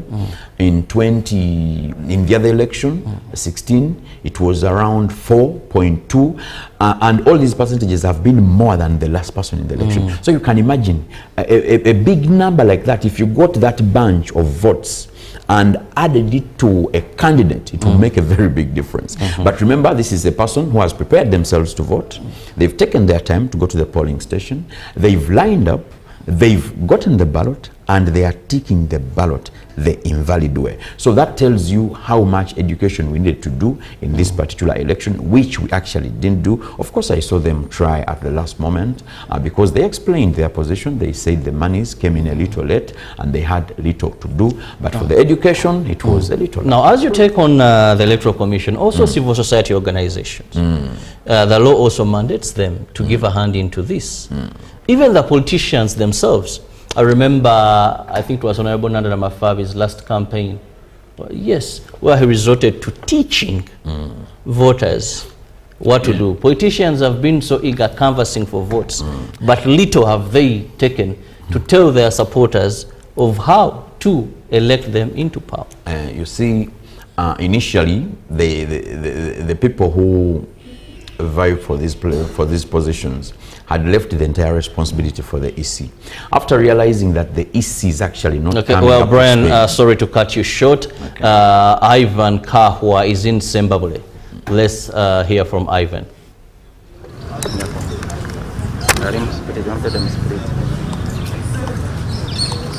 Are you get it?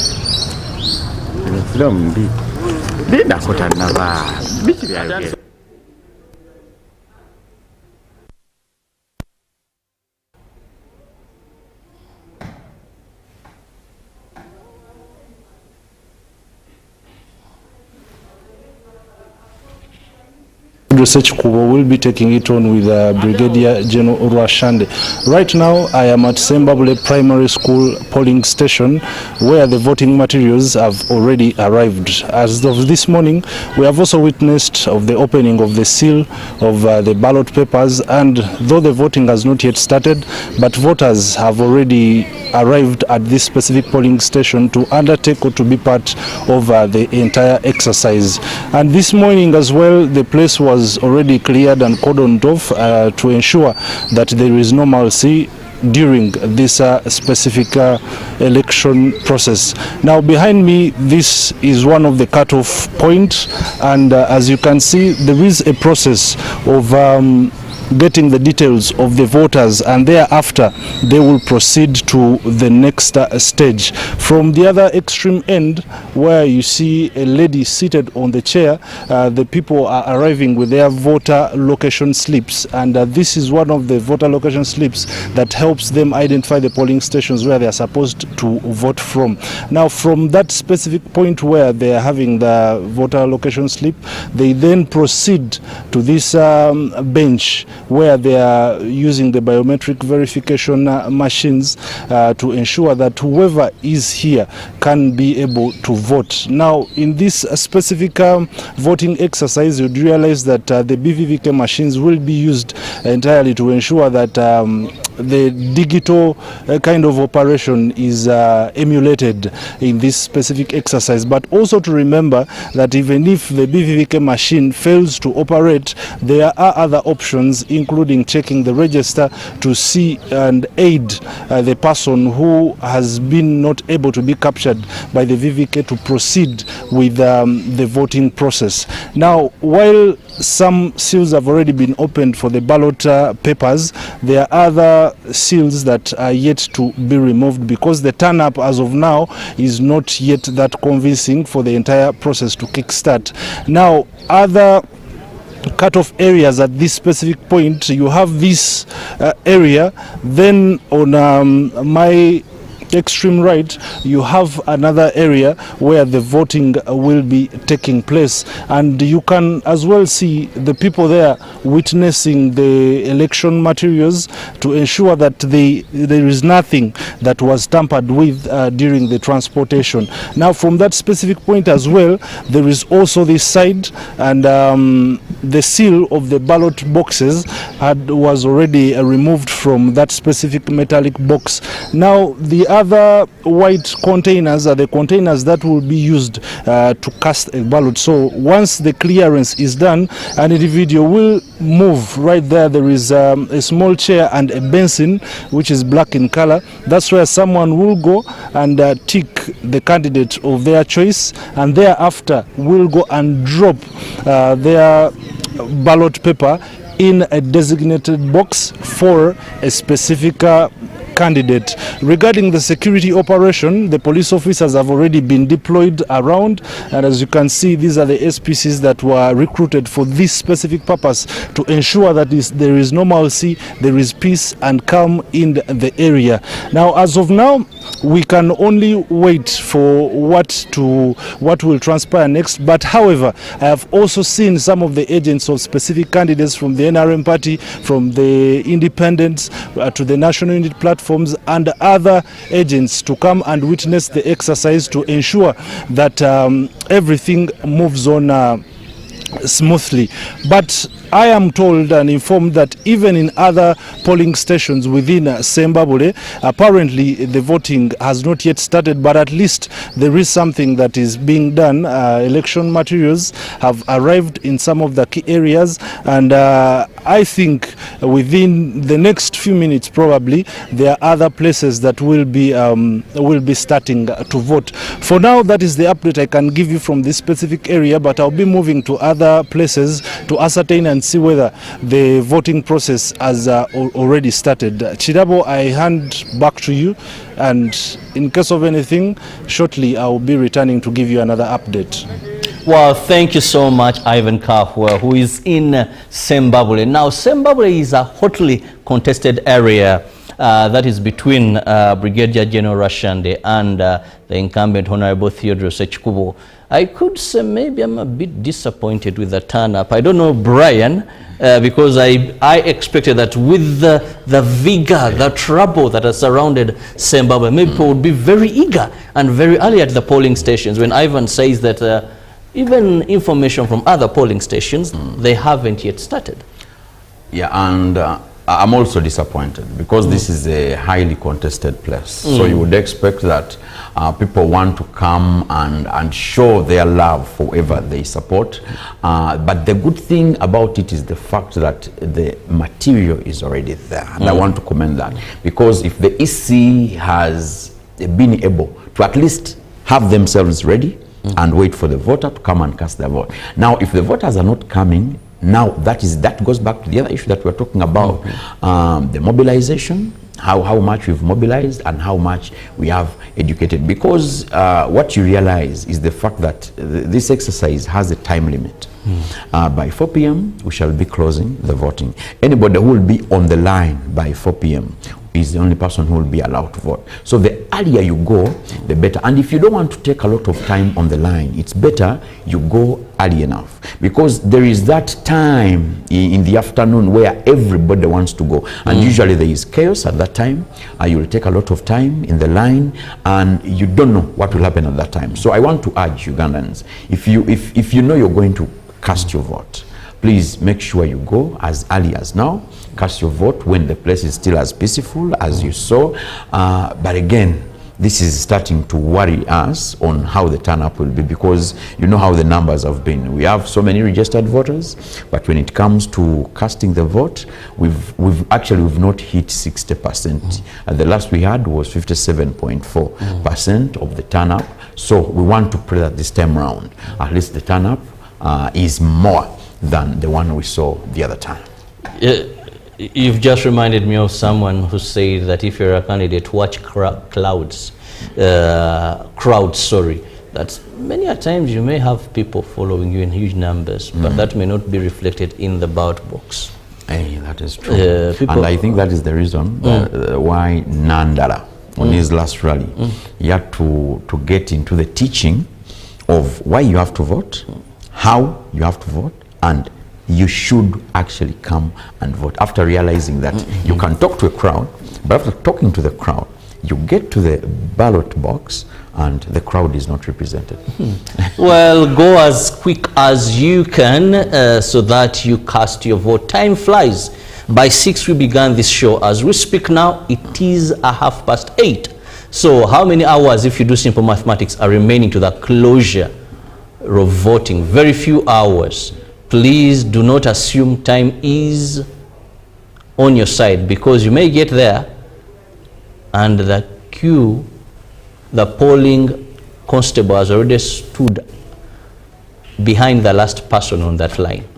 That means you cannot be permitted to exercise your biblical and also constitutional right to determine who your next president is going to be, who your next district woman member of parliament is going to be, who your next directly elected member of parliament is going to be. We are still with Brian Chimbugwe here, and of course he's commended the Electoral Commission, and I too agree, because we've not had any polling station so far, information coming in where voter material has not arrived. Every polling station we look at, voter material has already arrived. Now, that is something. Brian, let's look at people's awareness of what to do. You're a journalist. You've moved around. You know, we can't overemphasize the number of invalid votes. You talked about voter education not being so much. Politicians haven't done so much. But in your view, are people aware? Now, the people are aware of the election. However, now we need to evaluate what kind of awareness they have. Are they aware of the election taking place? Are they aware of how they have to vote? What exactly are they aware of? You see, there is a lot of excitement in the campaigns, but after the excitement in the campaigns, what happens on polling day? So that is what we have to. That is where we are supposed to evaluate from. When it comes to awareness, I can tell you people are aware there is an election and people are in high gears of the election, but we want the awareness to be represented or reflected in the ballot box, because comparing to the figures that we've had on the turnout, people have not been coming out to vote in big numbers. Well, we told you we'll give you a 360 coverage every time we go to a particular area. And online I have Aruna Mutesasira. Aruna, good morning. Good morning, Mr. Chirabo. How are you and where are you? Right now, I'm at Chitunga polling station, where it is located in Kigarama, in Ntungamo district, Kajara County, where I'm standing right now. And to give you the brief, what I'm seeing right now, the polling assistants and members of NRM agents have already arrived in this place to come and organize the polling station where they are going to have the business today. But to give you the brief from the start, my name is Haruna Mtesasira.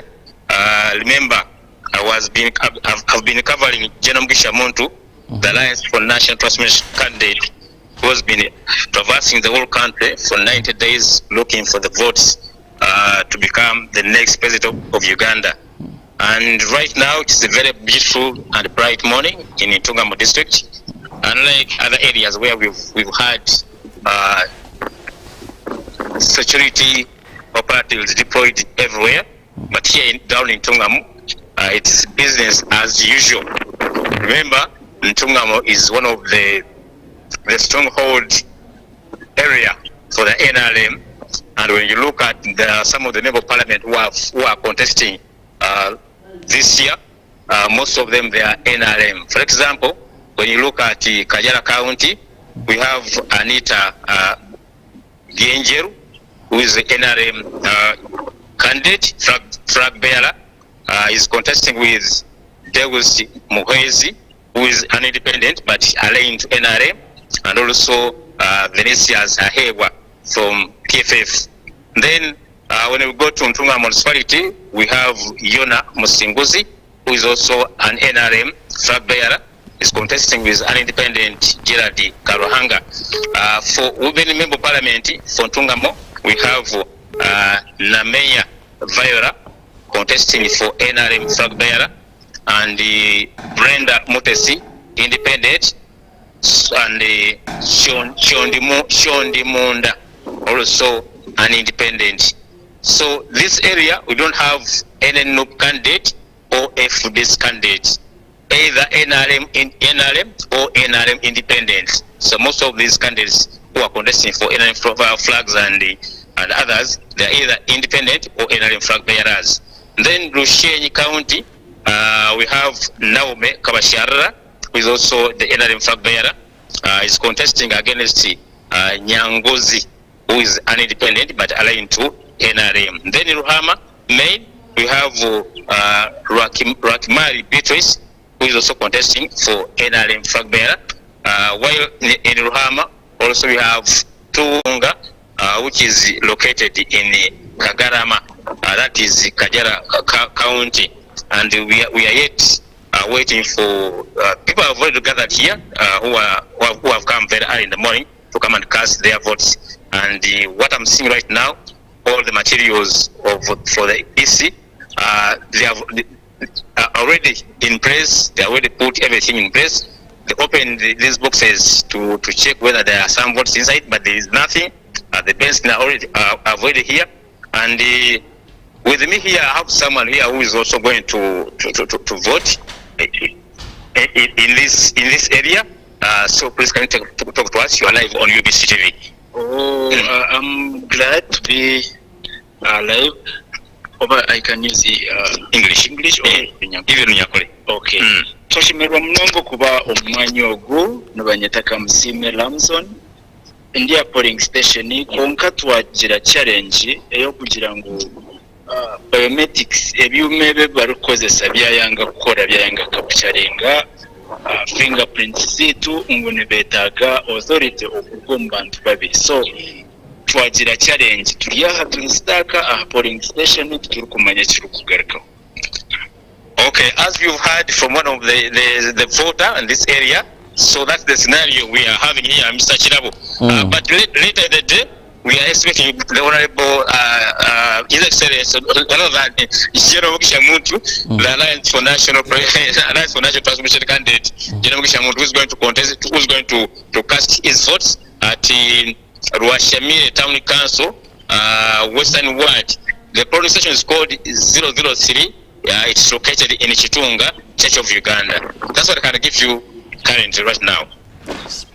Well, thank you so much, Haruna Mutesasira in Ntungamo there. He said the materials have arrived, and of course the security is very calm, no tense, no need to worry. But also one of the voters that expressed concern over the biometric voter verification machine, where he said Chayanga, meaning it has refused to work. But of course, I'll allow Brian chip in there because the Electoral Commission had clarified in case that does happen.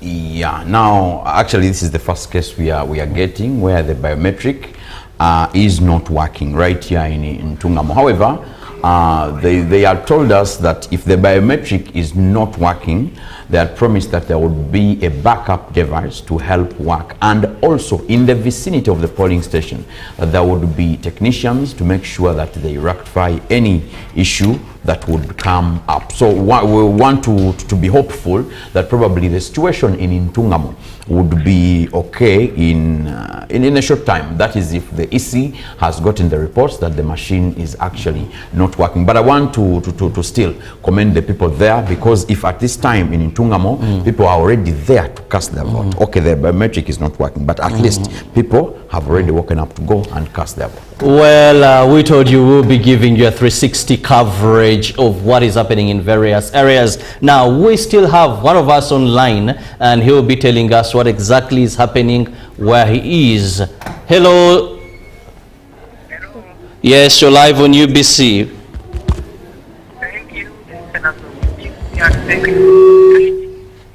Please, can we have your volume quite? Please increase the volume. Yes, Rogers. I'm in Kamali district. Today, Ugandans have woken up to turn up in big numbers to elect their leaders in this year 2026. In the Kamali district, the turn up is good. By 6 a.m., people was there at the polling station. Except that there is a certain accident that occurred along Kamali Ginger Highway, where a speeding car overturned in a village called Busana in the Kamali municipality. So the people who were there survived, but they were taken to the hospital and they are not in wounds as I spoke now. In the district, the incumbent, who is also the district woman MP, Honorable Nakatumeri Annette, and it has been put in political cells. Rogers, after being, yes. Feel free to talk us to speak to us in Lusoga. In Lusoga? Yes. Neyanziza okumpa omukita guno abawutaba UBC awendo gera sawa eno ndi mu district ye Kamuli ayenga amawule nga saka mu district Kamuli nebiyende ona ko lwalero abana Uganda bakaire okubakaluka ibwe naddala nga betekera okulonda abakulembeze abana abatwala mu mwaka 2026 paka 2023 na mulala wano mu district ye Kamuli ebifo kamala byesimbibwa ku abantu naddala bubuutaza ebyabuza ya kawunti abantu 15 mu Gavana North abantu 10 kufuta umanye mupi abantu 6 okuje buyende yona akaluka ikunyoka ayo mukere nti bya lero nga mu district ye buyende umanye mupi ali nga incumbent onalibona Katomeri Annette bamugemye bamuta mu kaduku ka police ye buyende n'abantu ebikumi bibiri byambiro n'ekimugemitsa ayaganibwa nga kyabiko kubantabera ligaba esente ekirobera akakira akazi okulonda okwagana omukulembeze yena yeno bakandidate nga alikuliira abalonza yona akoba yekyali n'aba yaliko ba agents be ababere bajye musemera kalulu wabala bamuyire nibaine bikumi bibiri ba agents be babata mu kaduku ka police yebuyende yanga yino gwera sawa eno onaleko Nakatumeri Annette ayitwalira mu kaduku ka police yebuyende butwira mu district Kamuli enakali yona kali kunyoka nga ebifo kamala byesimbibwaku abantu bakandidate kamala okucha umanye mu people simbibwaku abantu mukaga okuli enyali kusituka parliament wetona lokadaga okuli ku nonwe maybe Rogers sorry to interject. You say the incumbent Mary Annette Nakato, what is the offense so far according to information you're receiving? That he was giving out money to voters. That is voter bribery. Voter bribery. Has this been confirmed by police or there are allegations? It was allegations. When the honorable herself is saying that he was giving out money to her candidate, to her agents who are going to protect her vote. Okay, so we'll wait for police to confirm that, and of course, our team will later give us information regarding that arrest. As of now, the cause of the arrest is an allegation. It is an allegation. Now, as one of the Saweno, Limakaga, a young speaker of parliament here in Uganda, let Honorable Rebecca Itwala Kadaga, we now will start with a Nachikana and have a deal of polling station, a year with Subja, a Yaganwa, Mumbram Town Council, the district, a year comedy. Let Honorable Kadago, no, I don't know for the country, Ava, asked the Zeti Mania Mupi, or district, a year comedy, no, I don't know, a year of polling station.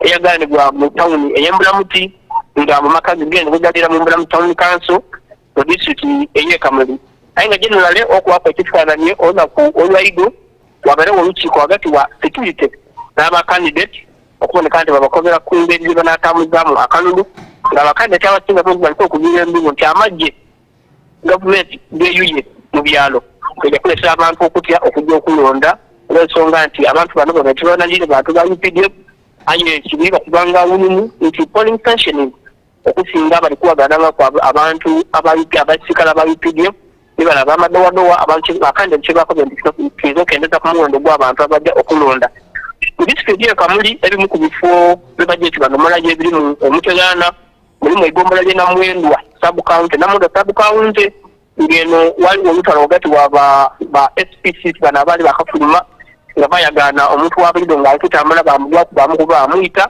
era abataka b'e Namwendwa bakoba nti baliko namwesikala yenna mu ggombolola ly'e Namwendwa era nga gebagemyaku bamizamu kamusi so kyawaliza abatwala ebyokwerinda batwala akajasa aba UPDF nga busina bali kuuma eggombolola ly'e Namwendwa olw'ensonga nti abataka bona batazeewo nti gebanagemyaku nga mwesikale bajamiza omu komusu olw'ensonga nti bona bayita omuntu waibwe yesebo buli tuli kwenda otusiigire ku ekifaanani ku kitundu ekyebuzaaya tuyidde nti ebuzaaya awo embeera y'akalulu boona etera okubatwala mu ngeri etali nnungi kiki ekiri ebuzaaya awo Buzaaya sub-county eno yesimba y'abantu 15 nga n'incumbent mwena ali mu Honorable Martin Muzaale Mugabi Honorable Muzusa Steven Honorable Musumba Isaac Honorable Wakabi Dennis Ngono wa DP kwotaina abantu abangi abali boneka nti bazigwana ekifo kino aye nditonda okubira nti obwazibiwe olw'eggulu nga emikisa gyona gikulaga nti incumbent alina amaanyi agawangula akalulu kano olw'ensonga nti bano bakandidate abasinga bungi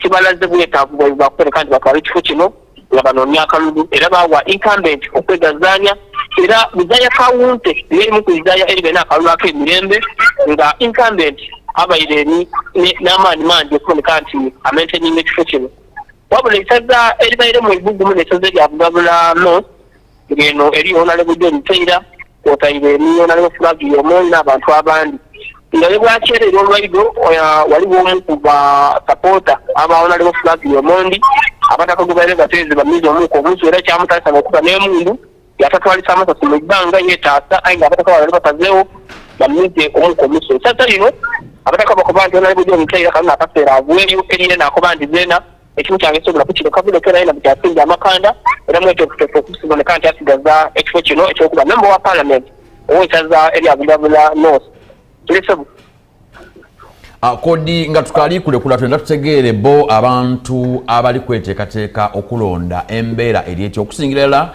ekitundu kyembulamu ti eyali sipiika wa parliament yali kusuubirwa okulondera kuba tukiddi nti eyo abantu bamwenda okufa obufe tuwa okukifaananyi ekyabalonzi beene bo bali mu mbeera ki okwetegekera okujja okulonda eyali sipiika wa parliament Honorable Kadaga ali kweteekateeka okusimbula okuba waka era nze waka weene bwendi saaweene ali kweteekateeka okusimbula okuba waka ate wali ku polling station walondera ey'Busobya era abataka polling station eno n'asookawo kuba abandi bakola ki basobola okuboneka nti balonda era abantu baliwo balinze bilimbe okulonda kuno okuboneka nti kutandika kusobola okujja mu maiso ate bwe tujja mu kibuga ekya Kamuli municipality Kamuli municipality eno kampeni eno yonka ejjira okuwa bamufulira abantu bana olw'ensonga ebyobufuzi ng'otana olusinga ngano ogati wa Honorable Baluda batongola ng'ono ni incumbent waba ku Honorable Masitula n'amatovu kwotaine mu kibiina ne mu kibiina kya the Communal Party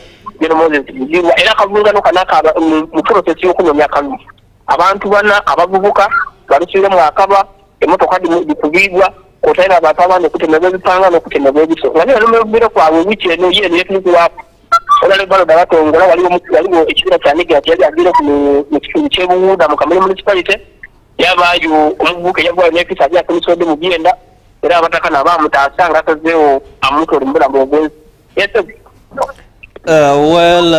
thank you so much, Rogers, for giving us the feel in that part of the country. Well, the good thing is at least voting has already commenced in most of the parts, apart from some polling stations where he said they are waiting for the speaker to arrive so that they carry on the voting. But I think that is either very interesting or exaggerated. because voting starts at 7. Yeah, and as long as the 10 are there to witness the voting, the Electoral Commission official must kick off with the voting there. Yeah, you see what happens in Imbulamuti. Former Speaker Kadaga commands everything there. So me, I'm not surprised if they tell me that the entire voters have to wait for her to cast her vote to officially open the voting, and then the rest of the people come and cast. I'm not surprised, because in Imbulamuti and Busoga at large, by the way, especially Imbulamuti and the neighboring counties of Buzaya and the likes, it is usually Kadaga that commands the politics there. So I'm not surprised. But it is unfortunate when he talks about the violence that happened.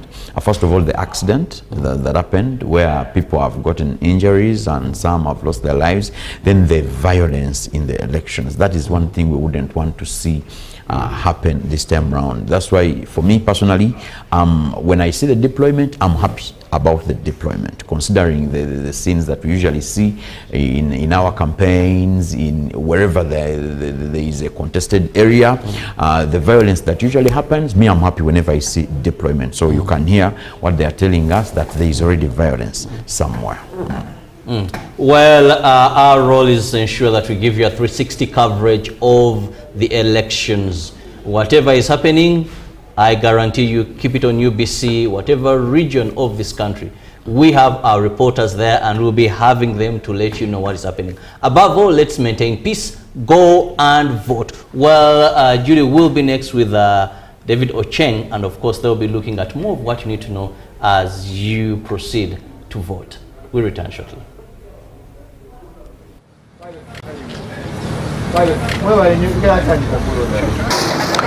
Well, we are here at the Crested Towers polling station, and this particular polling station has a total number of registered voters of 694 who have been here as early as 6 to cast their votes. But we're just getting information from the polling or the Electoral Commission official representing this particular area, telling us that there is a delay in the machine to verify the national IDs and verify the voters before they cast their vote. So there has been a bit of delay, and it is almost coming to 9, and the exercise has not yet commenced. We shall just be talking to some of the voters at this particular polling station to see and also get their opinion about this particular exercise. Nice communication that there is a bit of a hiccup in terms of technicality with the machines. But they said we'll be patient a bit, and we are here waiting patiently. We hope for the best. We came here and witnessed the beginning, and now it's time for voting now. But they say the machines we have to wait a bit for the machines. I'm called Mhanos Joshua. Here at Crested Towers, we haven't started voting anyone, but we came here at around 7 and nothing has started. So I don't know what's going on, but we're likely to start now. I came here at 7:20. So far the voting hasn't yet started. We are in the line. I appreciate the voters who have done their part. They came here on time, although they are still doing the verification, and the machines are yet to be aligned for the people to start to vote. We hope that we start voting on time, because the voting will soon end at 4 p.m. So the earlier we start, the better, so that we can manage time. We have a general problem with the machines. I think all the parishes, because they are calling, and all the machines are not working. So we are calling our process, and they are saying that we should wait. The problem is going to be solved shortly.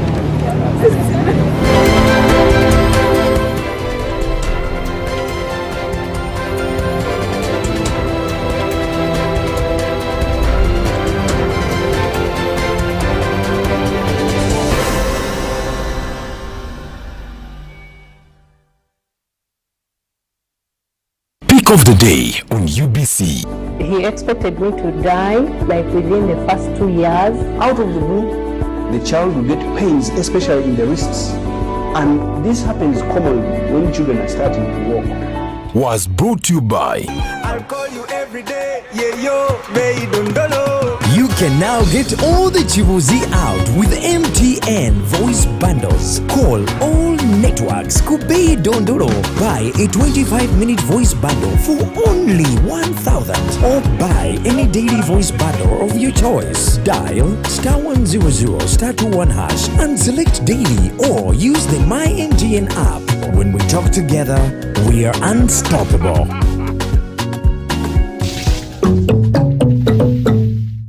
Exercise can't be sustained. Eating can't be stopped. It's even harder to lose weight. Come and give it a try. Ginshikang L-carnitine chromium capsules. Plant extract, scientific ratio. Take 3 capsules each time. The active ingredient accelerates fat burning.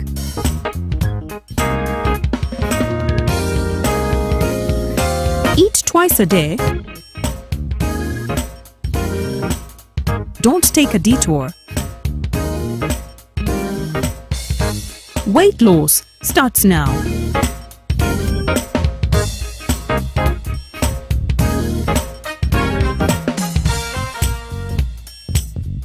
Ginshikang L-carnitine with chromium capsules helps you stay in shape. Please follow medical advice when taking this product. For more information, visit our website www.hgo.com or call 0800 335555.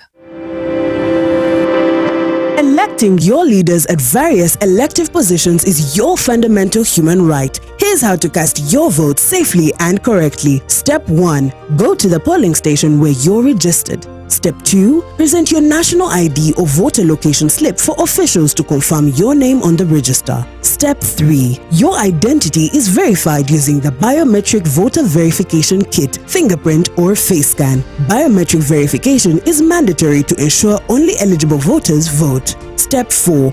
Your ballot is scanned and issued to guarantee it's valid. Step 5. Mark your choice in secret, cast your ballot and get inked. Polling runs from 7 a.m. to 4 p.m. Your identity protected, your vote secure. Turn up and vote. My vote, my voice.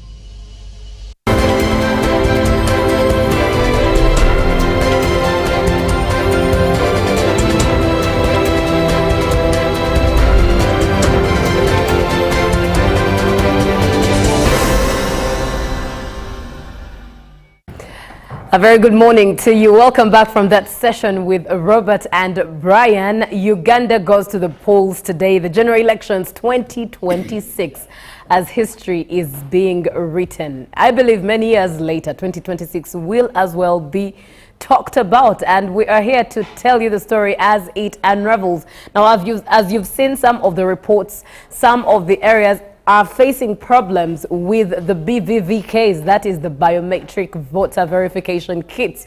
They seem not to be functioning, but as the Electoral Commission affirmed and assured Ugandans that if one machine fails to operate, there is another machine to replace it. There are all means to make sure that this process goes on with the biometric voter verification kits. Welcome to the show. In case you're just joining in, you are watching UBC TV. My name is Julie F. Nantaba. And this particular session, we are looking at peace. It's one conversation that has scared many Ugandans. If you are ground, as the saying goes, many Ugandans have different conversations as to what exactly is going to happen.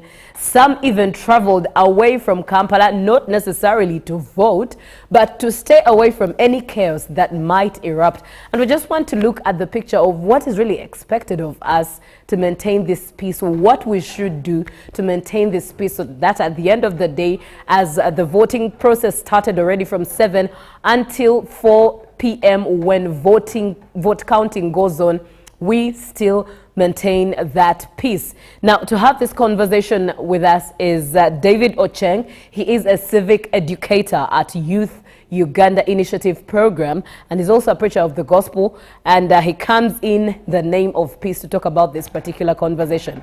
Now, I've just remembered that earlier on I kept on telling you to engage the hashtag, yet ideally right now as all Ugandans, we are in the dark, so it's quite hard to engage in a hashtag on social media, but hey, at least we still do have ordinary SMS texting. So you can send your message via 0709 592, pardon me, 0709 602 592. That is 0709 602 592. Send a text message and be part of all the conversations that we have here in studio.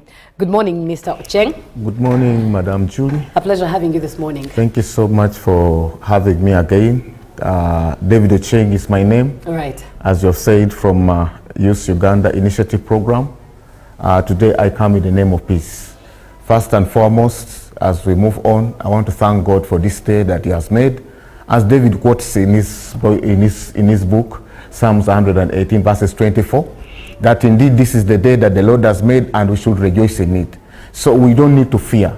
We have to rejoice in this day that the Lord has made. The Lord has made it and He knows that it was supposed to be this day. So we want to thank God for this day that He has made. You know, it is always not good to be ungrateful. It is always good to be grateful. Because they say everything that is good comes from the Lord, as quoted in the Bible in the book of James chapter 1 verse 17, that every good thing comes from the Lord. So even this day has come from the Lord, the day that the Lord has made. And that's why we should always rejoice. Madam Julie, it is always good to, first of all, every morning when you wake up, to rejoice in the Lord and thank Him for that day. Because there are very many people who did not even make it for this year. You remember of a family that perished in Masaka Road just before we crossed the New Year. 7 family, 4 children, their mother, their father, and their brother, they perished. These people did not abuse God. They did not abuse God. So we need really to thank God in whatever way, anything that happens, whatever is happening, we need first of all to thank God. Anyway, I want to bring it unto you. When was the last time you woke up in the morning and you thanked God for the oxygen that you breathe, or for the day that He has made? When was the last day? This morning. This morning you did? Yes, I did. Now, you see, some people take these things business as usual. You see this oxygen. You remember during the COVID time? During the COVID time, you saw how oxygen became a scarce resource. You just wake up, you breathe oxygen, it is there because you know it is going to be there in the morning, it is going to be there in the night, it is going to be there. We take business as usual. Right. But in COVID time, you remember what happened. People were billed with hundreds of millions shillings just to have oxygen. People are looking for oxygen. Oxygen became a scarce resource. So that's why I'm telling you that it is always good for us to thank God in whatever kind of situation, in whatever kind of conditions we are in, we have to thank God. That's why I started by saying Ugandans must thank God for this day. They must thank God for the peace that we have. And indeed, that is very profound that we're starting off from a vote of thank you to one who gives us life, I mean, for God and my country. Yes, in the context of the highly contested election that we are starting today, what exactly do you understand the word peace as? You know, I was discussing this issue, I think some days back, that the problem that we have in Uganda right now is we take politics as a do or die. And that's why many people are worried. Many people are scared because most of them are actually not politicians.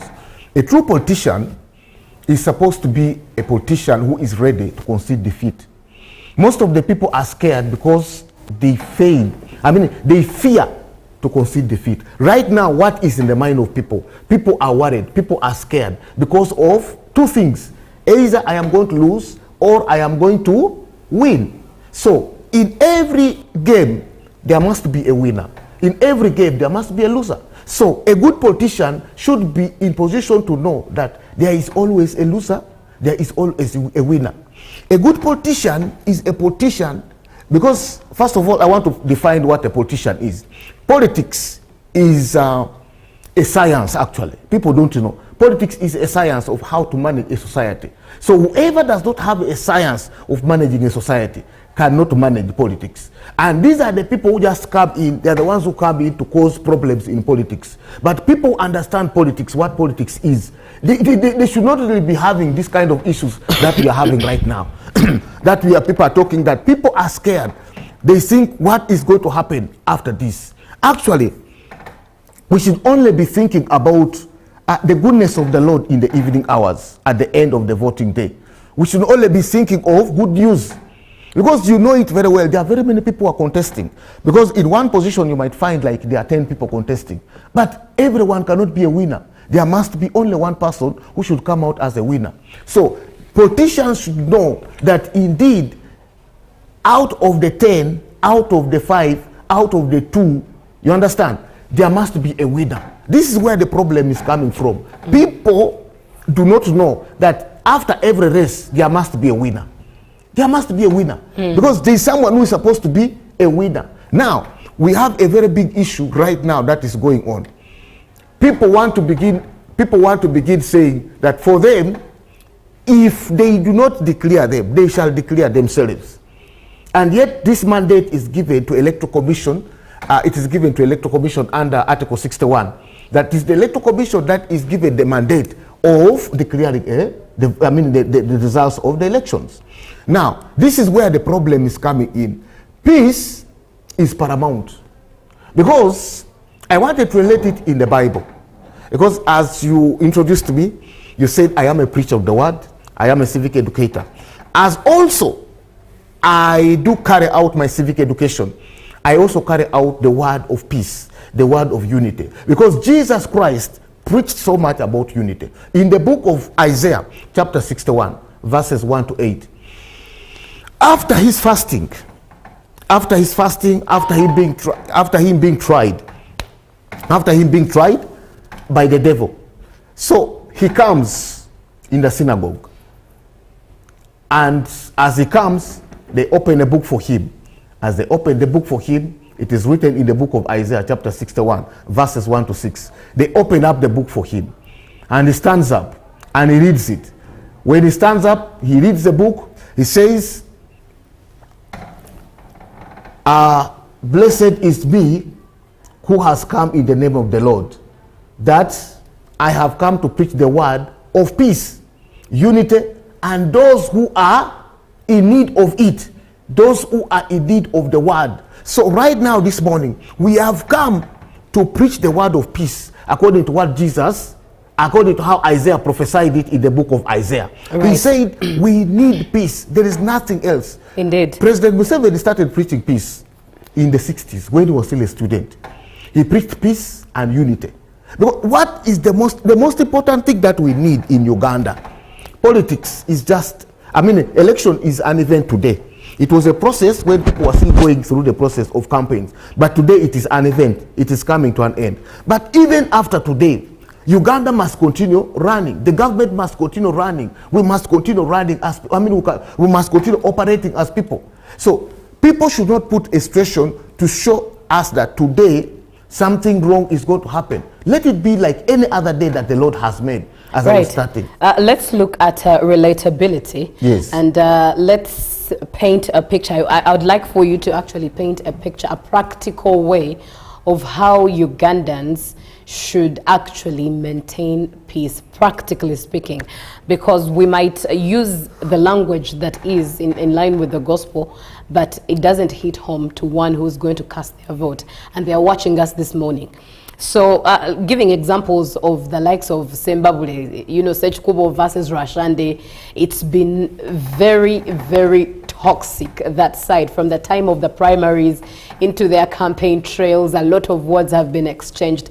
They definitely both garner support. They both have people who are behind them and spewing a lot of venom. It's a do or die. One must win, whichever way possible. We've seen lives lost during their journey of the campaign. So an example of what has happened in Zimbabwe and in many other places in pocket areas where violence has taken place. How do you practically expect or educate a Ugandan to practice peace when they go to that polling station and avoid all the events that we've seen in the likes of Zimbabwe taking shape, given the nature and tension of Uganda's election as it is today for presidency and members of parliament? Thank you so much, Madam Julie. Now, the issues, as you have exactly cited out, like Zimbabwe, as I told you, that the issues that emanate, even if you don't want me to relate it to the Bible, but everything that we do is in the Bible or is in the Quran. You know, when there is hatred, hatred keeps us in darkness. When you hate something, when you hate someone, even if he does something good, you will not see it.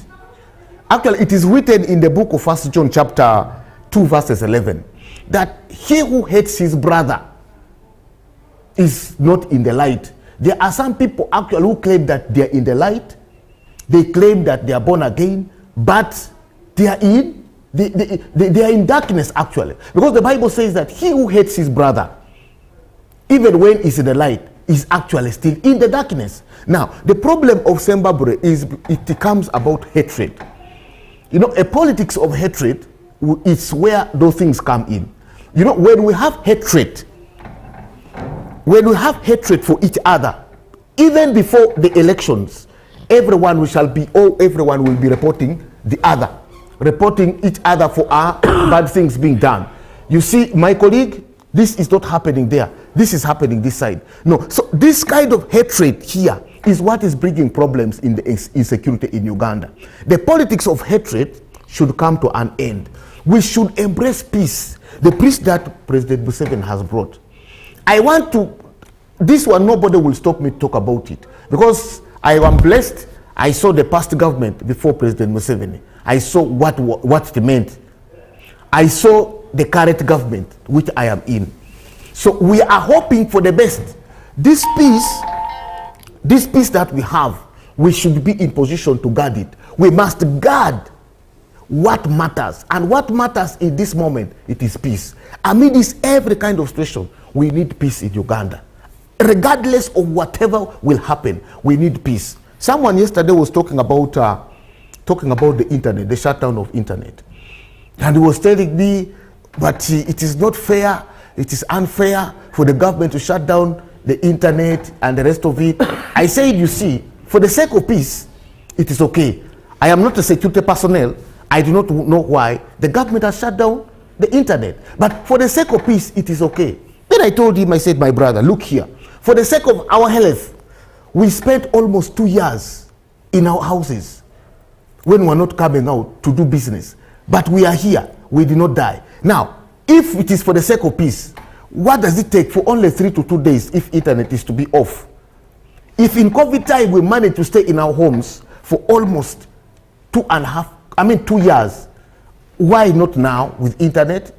What is wrong with that? But for the sake of peace, if the security says for the sake of peace, actually, for the sake of peace, let internet be off. Because right now, we are living in an era whereby it has become difficult to control internet.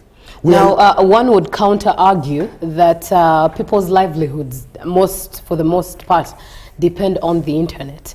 And people are earning off of the internet. Money is being made off of the internet. People are feeding families off of the internet. And for this period when the internet is down and people have no way of earning, don't you think that that would instead incite tension and violence?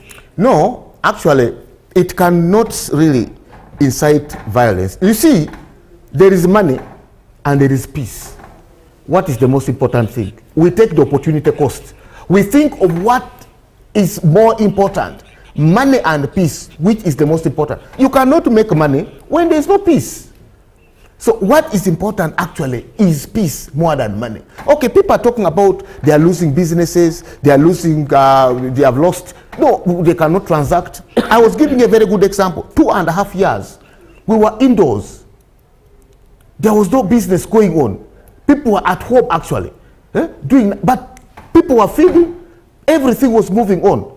We are here now. Because they had internet during those 2 years. But the internet could not bring food at home. It was taken off at that time of voting, but throughout the 2 years, people had a way of earning off of the internet. Online purchases, online business, where there was transactions going on through the internet. Still, someone would counter-argue it in that line, that the internet still, whether you're some seated, some standing, and just waiting for some seated, some standing, and just waiting for the process to start. Make sure that you go to your polling station with your national ID and voter location slip if you have it. It isn't the process. But in case you do not have either of the two, please do not stay at home. For as long as you are a registered voter, still head over to your polling station where you registered. At least your name is there. It will be looked up, and thereon you'll be directed, you'll be verified using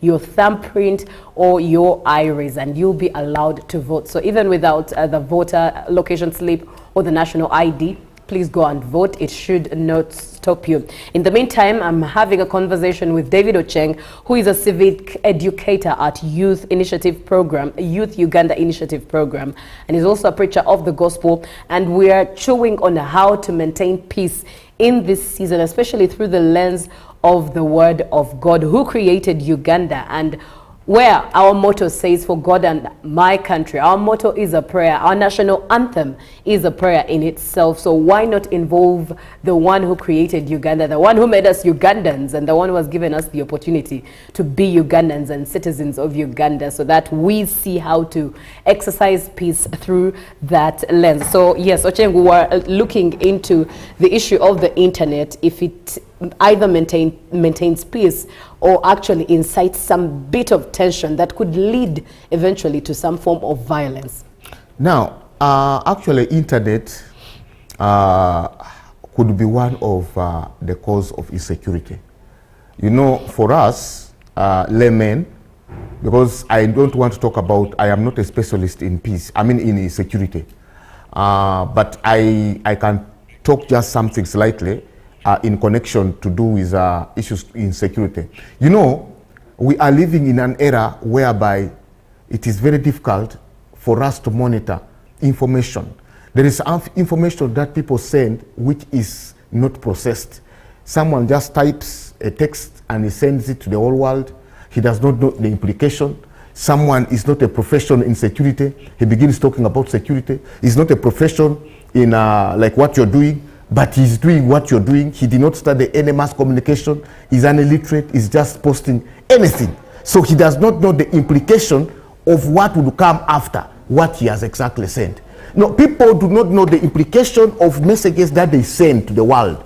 That's where we are having a very big problem. It is the reason why the government has come up for the sake of peace, to see that at least we need peace. Let internet first be off for this time. I do not exactly refuse that, okay, there are some people whose livelihoods is based on internet. Yes, but peace is paramount. Without peace, you cannot have that internet. You understand? Because without peace, everything can be just destroyed within only one day. And you lose everything. You lose the peace, lose the internet, lose even the business you're talking about. So what we should exactly treasure most is peace. What we should treasure most is what government is doing. Because government has the responsibility of protecting people, protecting citizens with all their properties. For them, they think it wiser that it is, if internet is on, it might cause a problem because of the unprocessed information. Because when you hear people say that for them, they will declare themselves, what does that mean? And yet the Constitution gives a right to electoral commission, a constitutional right, that it is only them who are supposed to announce the results of the elections. Now, this is where it comes in. So if people come in and say, we are going to make sure that we announce ourselves, even when they have lost, or because there is nobody who is a loser who will accept to be a loser, called a loser. This is where the problem is coming in. We have politicians who do not know actually what politics is. They just come into politics because they just hear politics. But if someone knew what is the ingredients of a politician, as I was explaining, that a politician should be in position to know that there is losing and there is winning. So if I lose, I have to concede. I have to concede defeat. But most people don't want to concede defeat, and that's where the issues of insecurity is coming in. Right. Now, allow me ask what responsibilities you think religious leaders in this time hold, what they're supposed to do, what their role is in this time, which I believe they should have started playing even before today. But on this particular day, what do you think religious leaders, what role do you think religious leaders can play in helping stabilize the peace of the country? Now, religious leaders are very much pivotal into the peace of this country, because that's where we have the prophets, that's where we have the preachers of the word, the apostles, we have the evangelists, name them. But I want to take you back into the book of Mark chapter 12 verses 28 to 29. The book of Mark chapter 12 verses 28 to 29.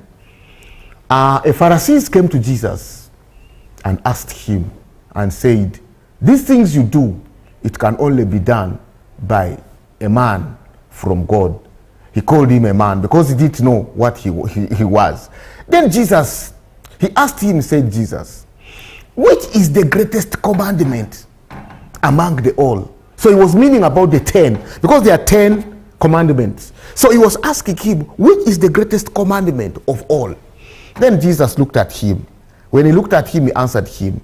He said, I tell you, the greatest commandment that you'll ever have, that love your God with all your soul, with all your heart, your soul, your mind, and all your strengths. And he said, this is the greatest commandment. And the second one, Jesus says, you shall love your neighbor as you love yourself. And he said, there is none other commandment greater than this. So Jesus put it very clearly that there is no any other commandment that is greater than love. Whoever does not have love cannot have peace in him. In a home which does not have love, there is no peace in it.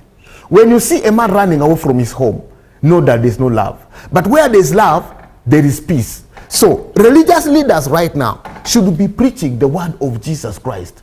We must love our neighbors as we love ourselves. This is the gospel that the president of this nation, the outgoing president, okay, let me say, because we haven't yet elected the outgoing president right now, until we elect another one. This is the message that our president has been preaching. We must be united as religious leaders. We must be united as politicians. Unity only comes when there is love. Even right now, as we are contesting. Yesterday I was explaining, I think in NTV, I was telling them that where there is love, there is unity. Where there is no unity, there is no love. So we are supposed to love each other. So in this period of time, we are supposed to love each other. I want to bring it to you to show you the power of unity. Electoral Commission dispatched people to go and campaign. They dispatched them. Everyone went with his color. Everyone was speaking upon his own party. Right now, as we talk, they were called again by the same Electoral Commission to come and preach the gospel, to come and campaign. So, to come and vote. That exactly means that we are one people.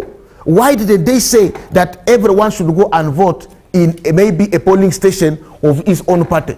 We were brought together again. We are now together. You are seeing everyone is, whether FDC, whether NRM, whether PFF, whether NRM, we are all in the same polling station. So we are united. That exactly portrays that we are one people, we are united. Now we have come back together to vote together in the same polling station. That is the power of unity. We must be united.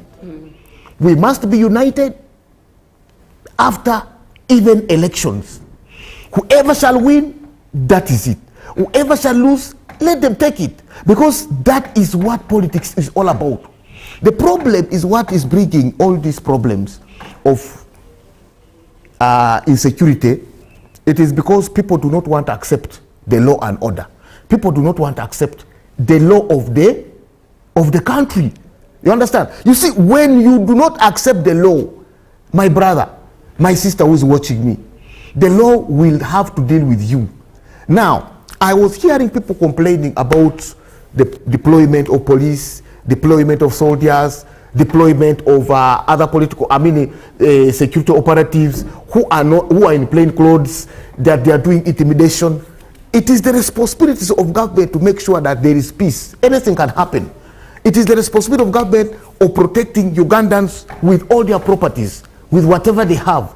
So, these soldiers we are seeing, these are our brothers, these are our sisters. They have not been imported from anywhere. They are our children. They are our own children, for those people who have children in the forces. So, I do not see why people should complain and say, but you see, they are bringing soldiers. These soldiers are trained, they are children trained from us. They are children who are gotten from our own families. So they are not strangers. Actually, if they are doing their work, they are doing the work for their own country. So these people are there to maintain peace. Whoever is complaining about those soldiers is a wrong person.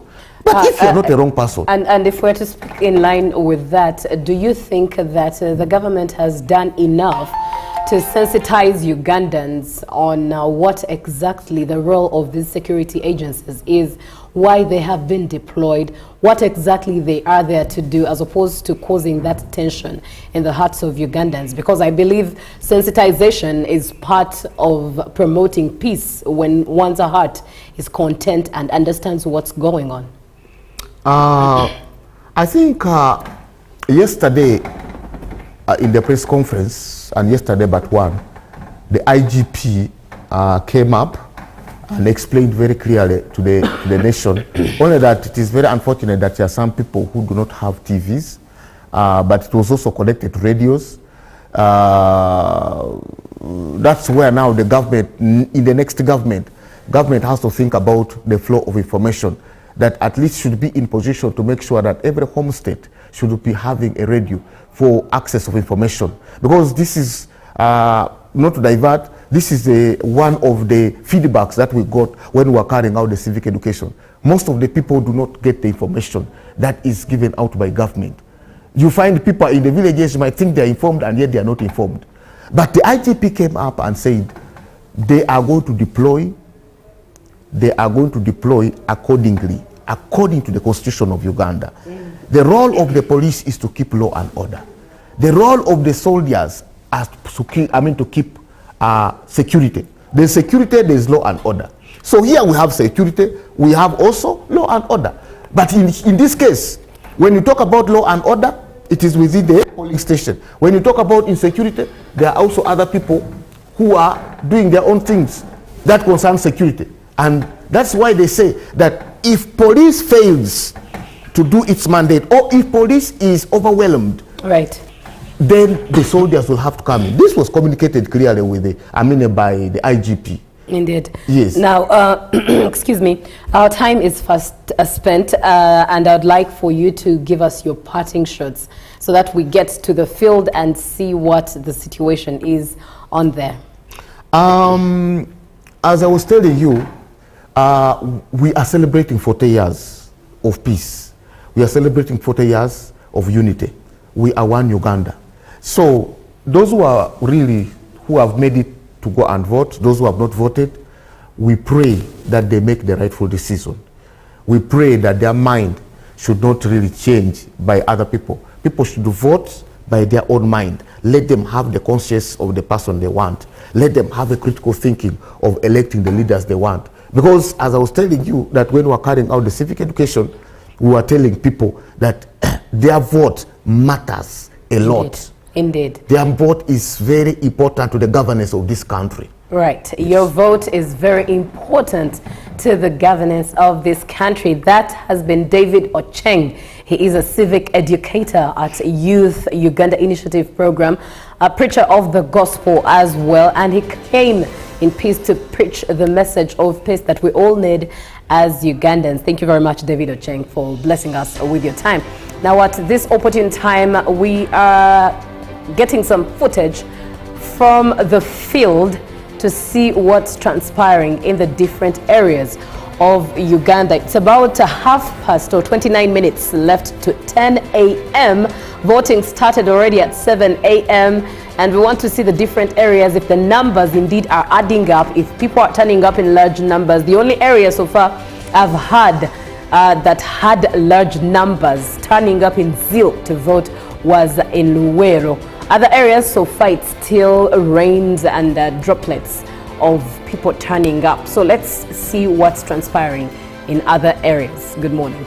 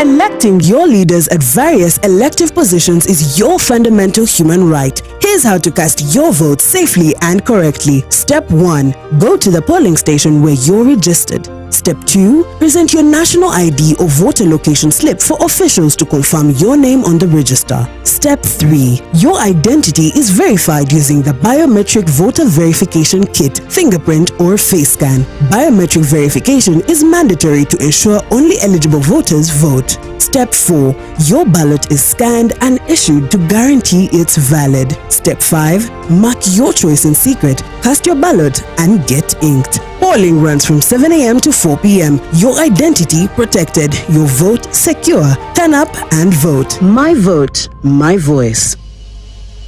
This December, all eyes in Morocco. Africa assemble.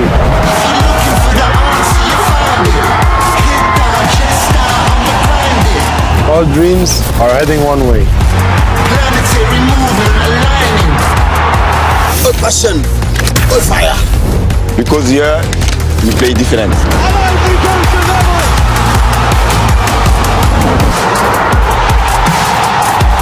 Choose your side.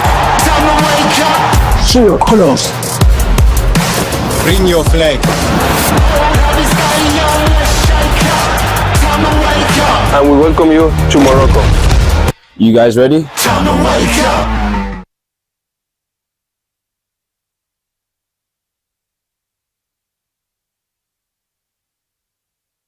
Exercise can't be sustained. Eating can't be stopped. It's even harder to lose weight. Come and give it a try. Ginshikang L-carnitine chromium capsules. Plant extract, scientific ratio. Take 3 capsules each time. The active ingredient accelerates fat burning.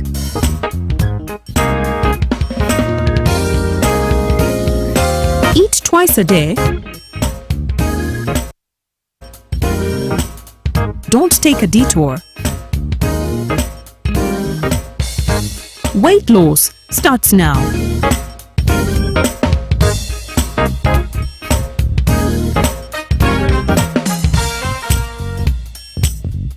Ginshikang L-carnitine with chromium capsules helps you stay in shape. Please follow medical advice when taking this product. For more information, visit our website www.hgo.com or call 0800 335555. My question is, what is the difference between rental tax and income tax? How comes I'm paying both taxes on my own premises? If you want to have a tin, but you are not making any income from your business, you should take on the obligation to continue filing your nil return. Commissioner General to invest in taxation. When people understand taxes and they know the importance of taxes and they know the fair assessment of these taxes they're supposed to pay, I think everybody will embrace taxation. As banning groupage cargo clearance protects small traders who cannot afford to import full container loads individually and rely on consolidation to remain competitive. Cargo to come in groupage is consolidation, it's legitimate, and we can't ban it. What we have banned.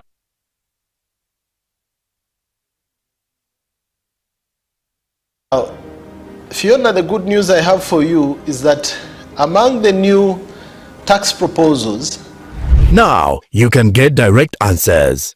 Send your tax-related questions via WhatsApp or SMS to 0790-141-887 and the Commissioner General of URA, John Musinguzi, will personally address them. Tune in to UBC News Tonight every Monday and Wednesday for expert insights and clear explanations. Booza Commissioner. When you want to relax your body and refresh your mind, welcome to Hotel La Confidential, Aroa's premier destination for luxury and comfort. The only hotel in Aroa City offering a serene atmosphere, breathtaking scenery. Come and discover our exclusive wellness club with packages that include a fully equipped gym, a rejuvenating sauna, steam bath, and a great sky blue swimming pool. For events, our state-of-art conference halls and versatile event spaces are perfect for hosting shows, wedding receptions, birthdays, and more. Come and enjoy our cinema hall and unisex saloon, all designed to meet your entertainment and grooming needs. Bring your family and let your kids splash around in our beautiful kids water park. We are located on Aroa Pakwachi Highway in the heart of Aroa City. Don't wait. Visit us on www.hotellaconfidential.com or call us on 0761 688 181. Pick of the day on UBC. He expected me to die like within the first 2 years. Out of the blue, the child will get pains, especially in the wrists. And this happens commonly when children are starting to walk. Was brought to you by I'll call you every day, yeah yo, baby dondolo. You can now get all the Chibuzi out with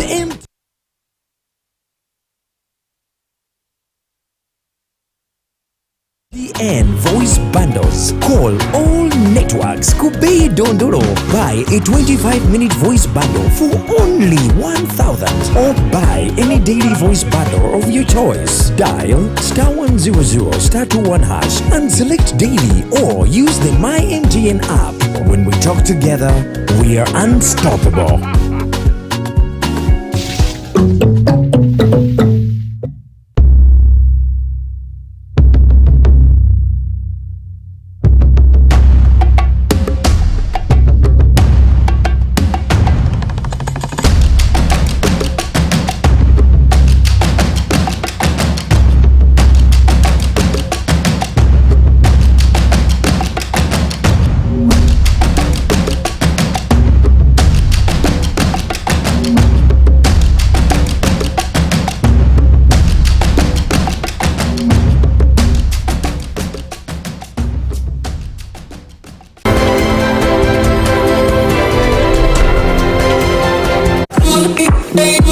When you want to relax your body and refresh your mind,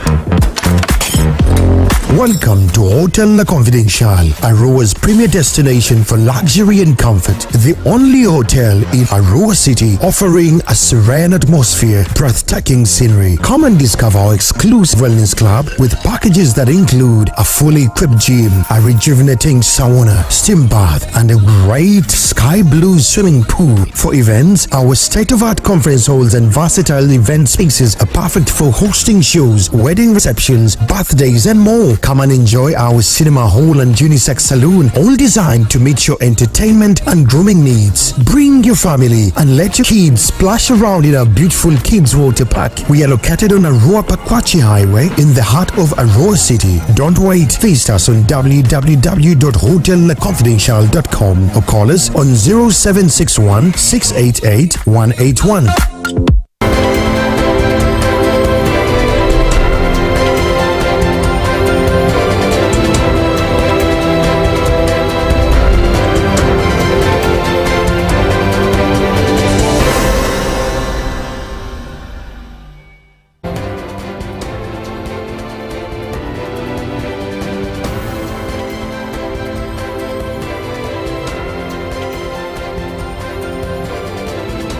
on your screen,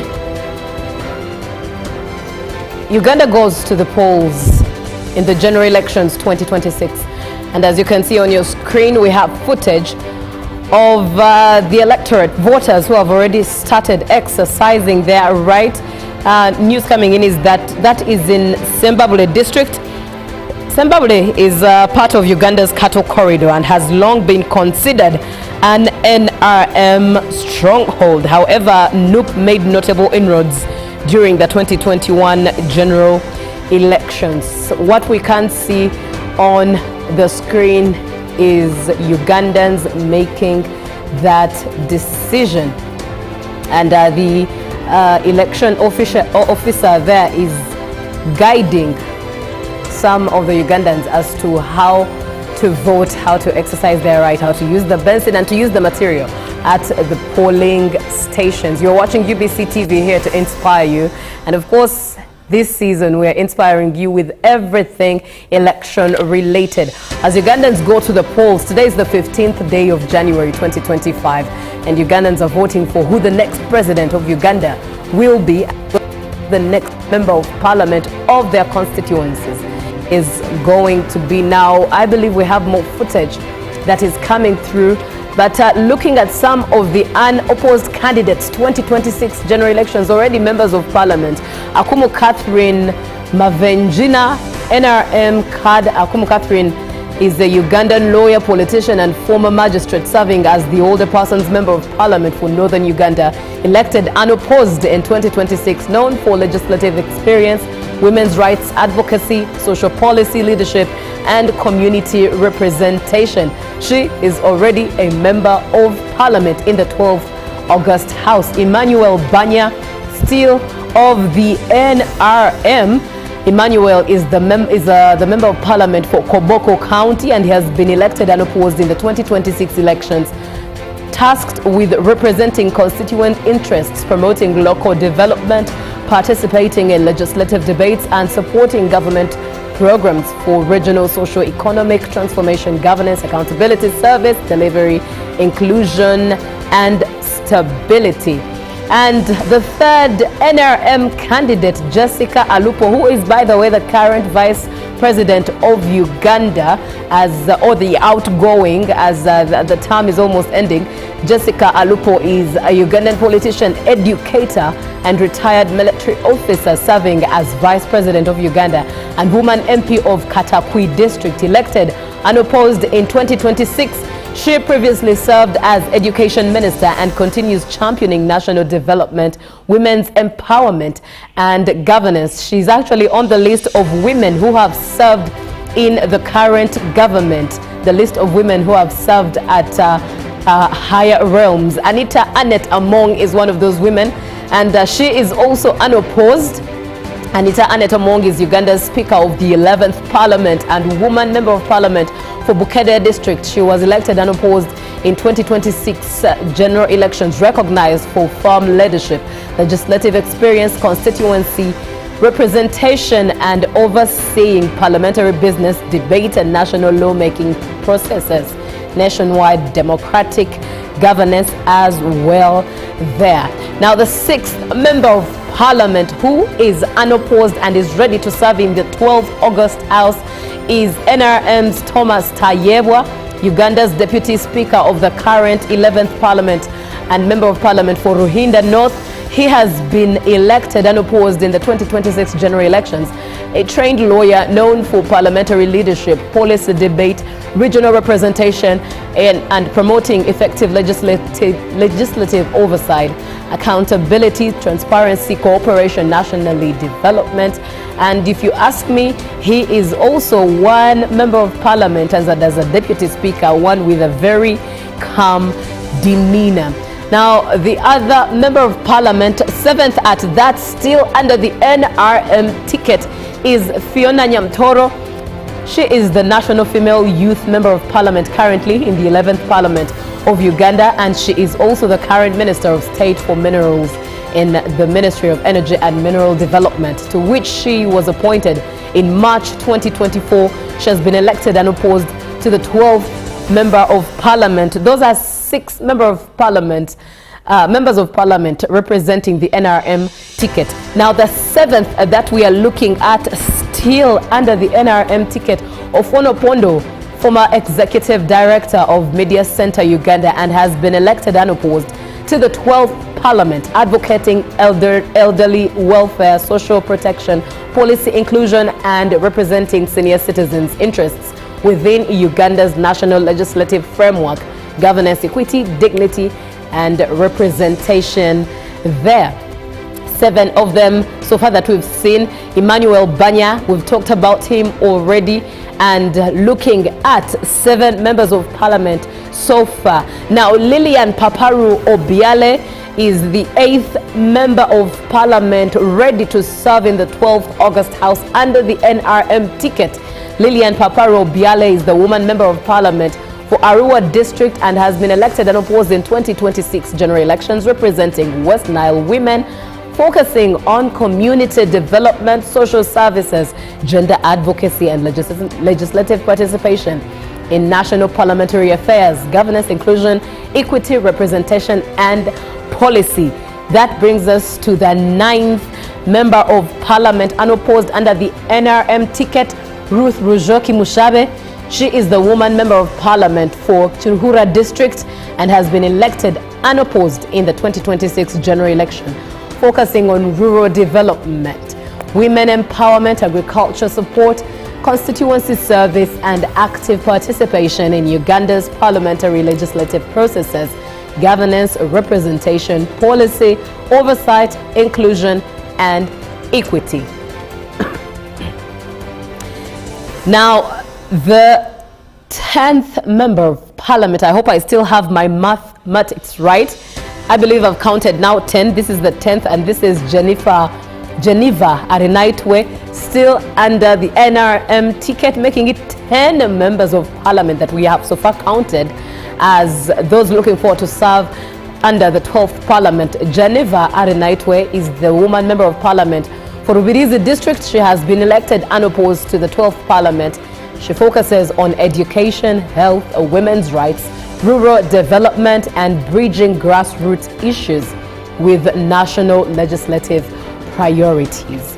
Now, looking at the 11th member of parliament under the NRM ticket, already serving, looking forward to serving under the 12th parliament, is Emily Kugonza, a Ugandan politician and incumbent member of parliament for Buyanja East constituency in Chibare district, elected unopposed ahead of the 2026 general elections after no other candidate was validly nominated for the seat. He or she, Emily ideally is a female name, but the picture we see on the screen is a male, and elected right there. So far we've counted 11 members of parliament, nominated candidates, 83,597 candidates altogether. Elective positions for these candidates are 32. And looking at the polling stations we have for the 2026 general elections, 50,739 polling stations in 71,214 villages, all in Uganda, expected to vote for their member of parliament and president of Uganda. Registered voters are 21,681,491 people. Women making it to 53%, more than the men, of course, who are at 47%. That is about 10 million men, over 10 million men voting, expected to vote today, and over 11 million women expected to vote today. That is the gender breakdown for you. But even in the 2021 general elections, women were sought to have been higher in number of registered voters than the men. Voter count per region, looking at the West Nile, 1,394,343 people. In the northern, 2,074,138. Karamoja has 425,044 people. Central has 1,003,745. The Eastern has 1,096,255 people. And the Elgon region has 2,188,2,188,5 2,393. The Western has 2,748,917. Southwest has 2,724,108. Kampala has the highest number, 5,871,635, and Kira has 2,154,893 voter count per region as it stands on there. Now, looking at the elective positions that we do have 8 presidential candidates and directly elected members of parliament. We do have 2,025 members contesting for directly elected members of parliament. And looking at those contesting for district women representative to parliament, we do have 640 of them looking to contest, asking voters to give them votes. Out of those, we are expecting 146 members of parliament as women representatives to the Parliament of Uganda.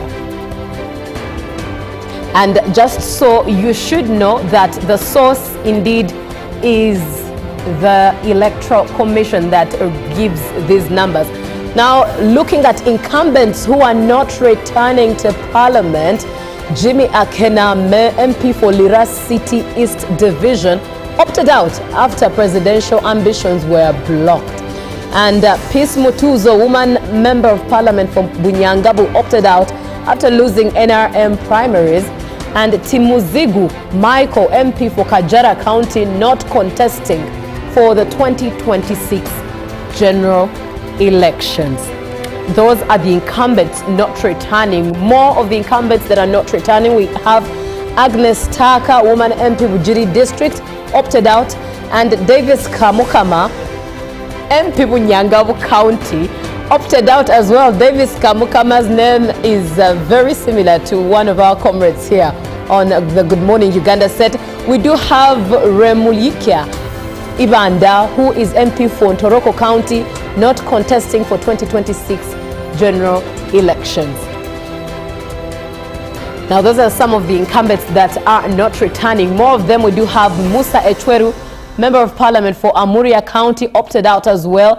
Bashil Kaziwe, man that has got a lot talking, MP Kawempe South, opted out as well for reasons that many could know. And Mary Tumwine, woman MP for Ntoroko District, opted out as well and not returning to the 12th August House.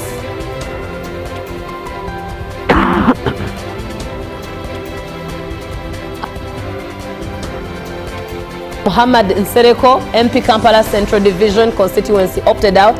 And we do have Victoria Rusoke, woman MP Kabarole District, opted out as well.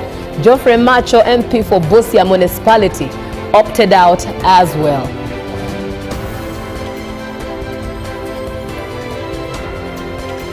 Stephen Mugabe, MP Bukoli County, opted out. And we do have Stephen Kagwela, who also opted out as well, MP Buriaha County. And Tom Botime, MP Mwenge County Central, Chenjojo District, opted out as well. Incumbents not returning is the list that we are looking at, all right? Donald Katarihwa is MP Mwenge County South, Chenjojo, opted out. David Livingstone, MP Butembe County, opted out. And Boaz Kasirabo, MP for Kochi County, opted out as well.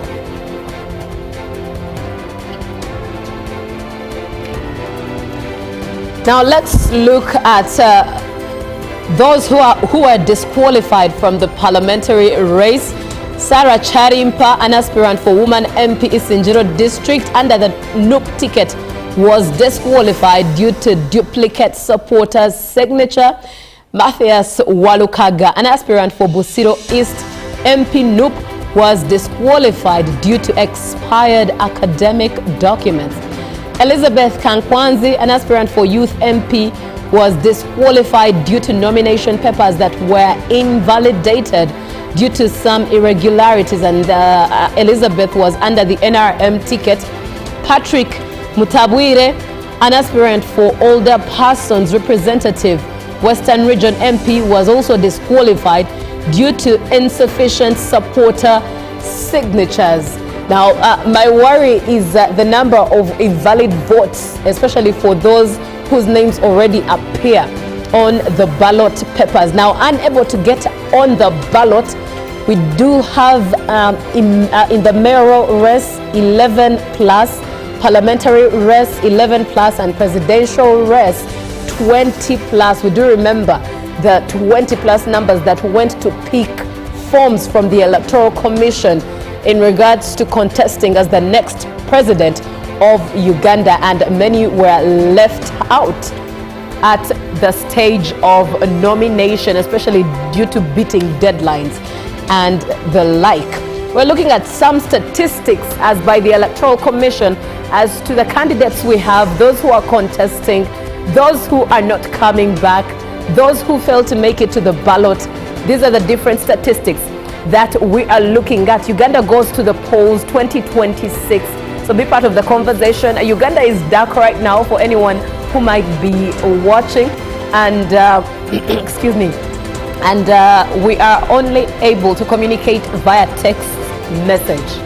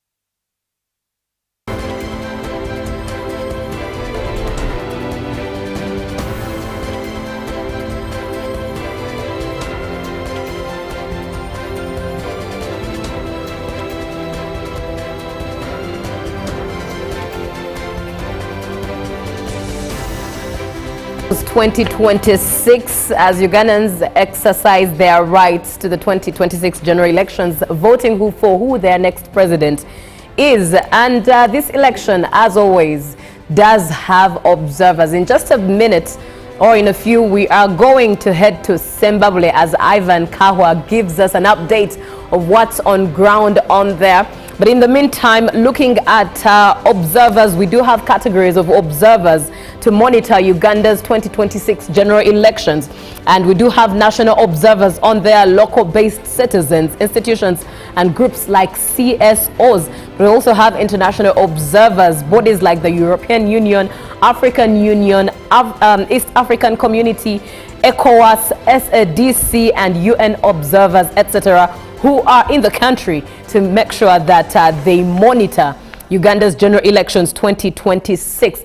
Now, as Mr. Chigozi told us earlier on, he did mention that the role of observers is very important, and that you as a voter should make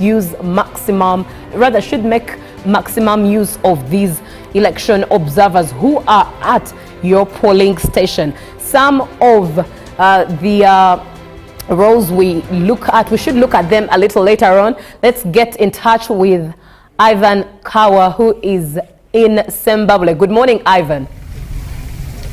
Good morning to you, Julie, and thank you so much. We are in Rwemiyaga County, and at specifically Bogere polling station, where voting has already started, and quite a number of voters have engaged in this specific exercise. And now we want to talk to some of the people who have already cast their vote in this area to see what they tell us about the process and what next when they leave this specific polling station. Thank you for joining us, Madam. Kindly introduce yourself to the viewer out there, and you explain to us, when you came to this polling station, how has the process been? Oh, thank you very much. I came to this place where I usually vote. It looks calm. I'm seeing no sticks.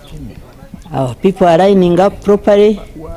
They are voting the people of their choice.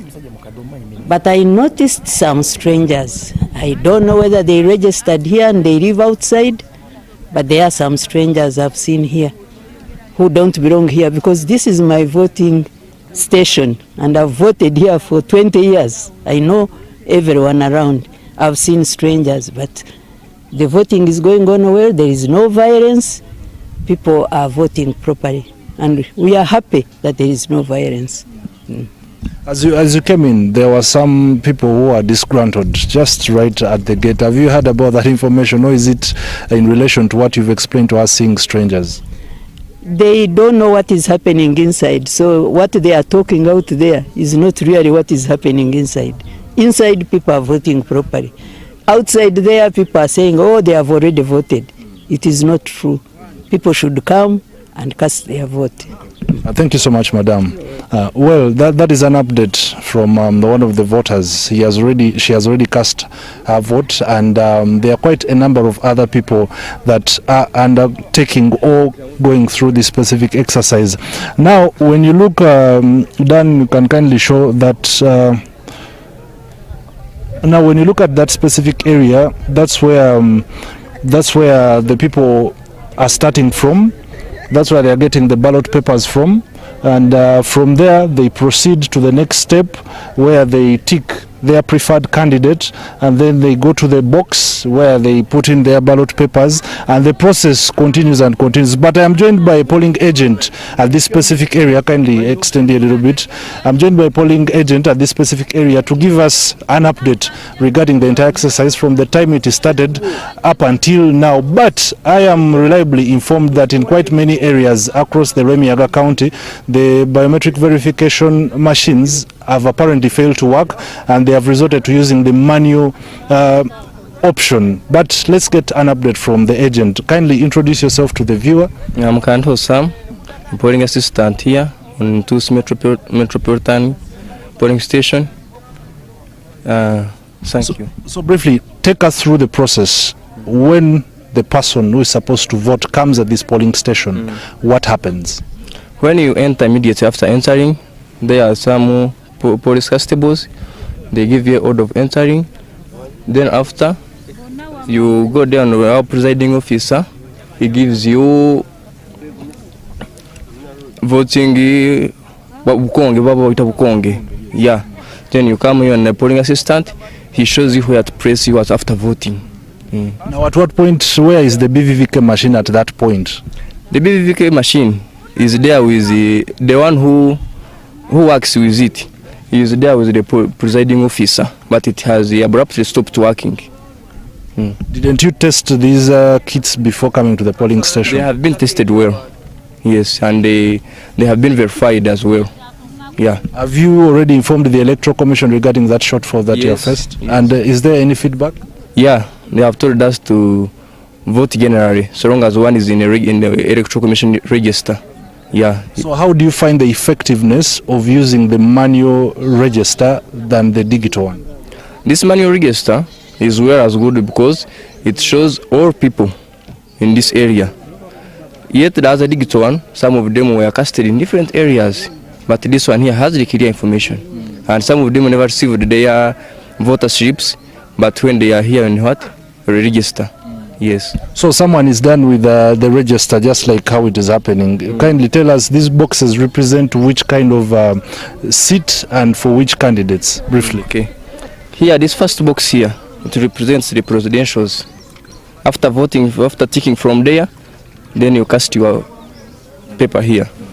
And this second one is for direct MP. The main ones, the male ones, yeah. And the other one for female woman MPs, the last one. And then we're seeing some people who are seated in the jurisdiction of the polling station. Who are those people? They are agents for the candidates. Yeah, they are the ones who sit at the other side. So are you coordinating with other polling stations regarding how the process is moving and faring? Yes. What could be the update that you're having?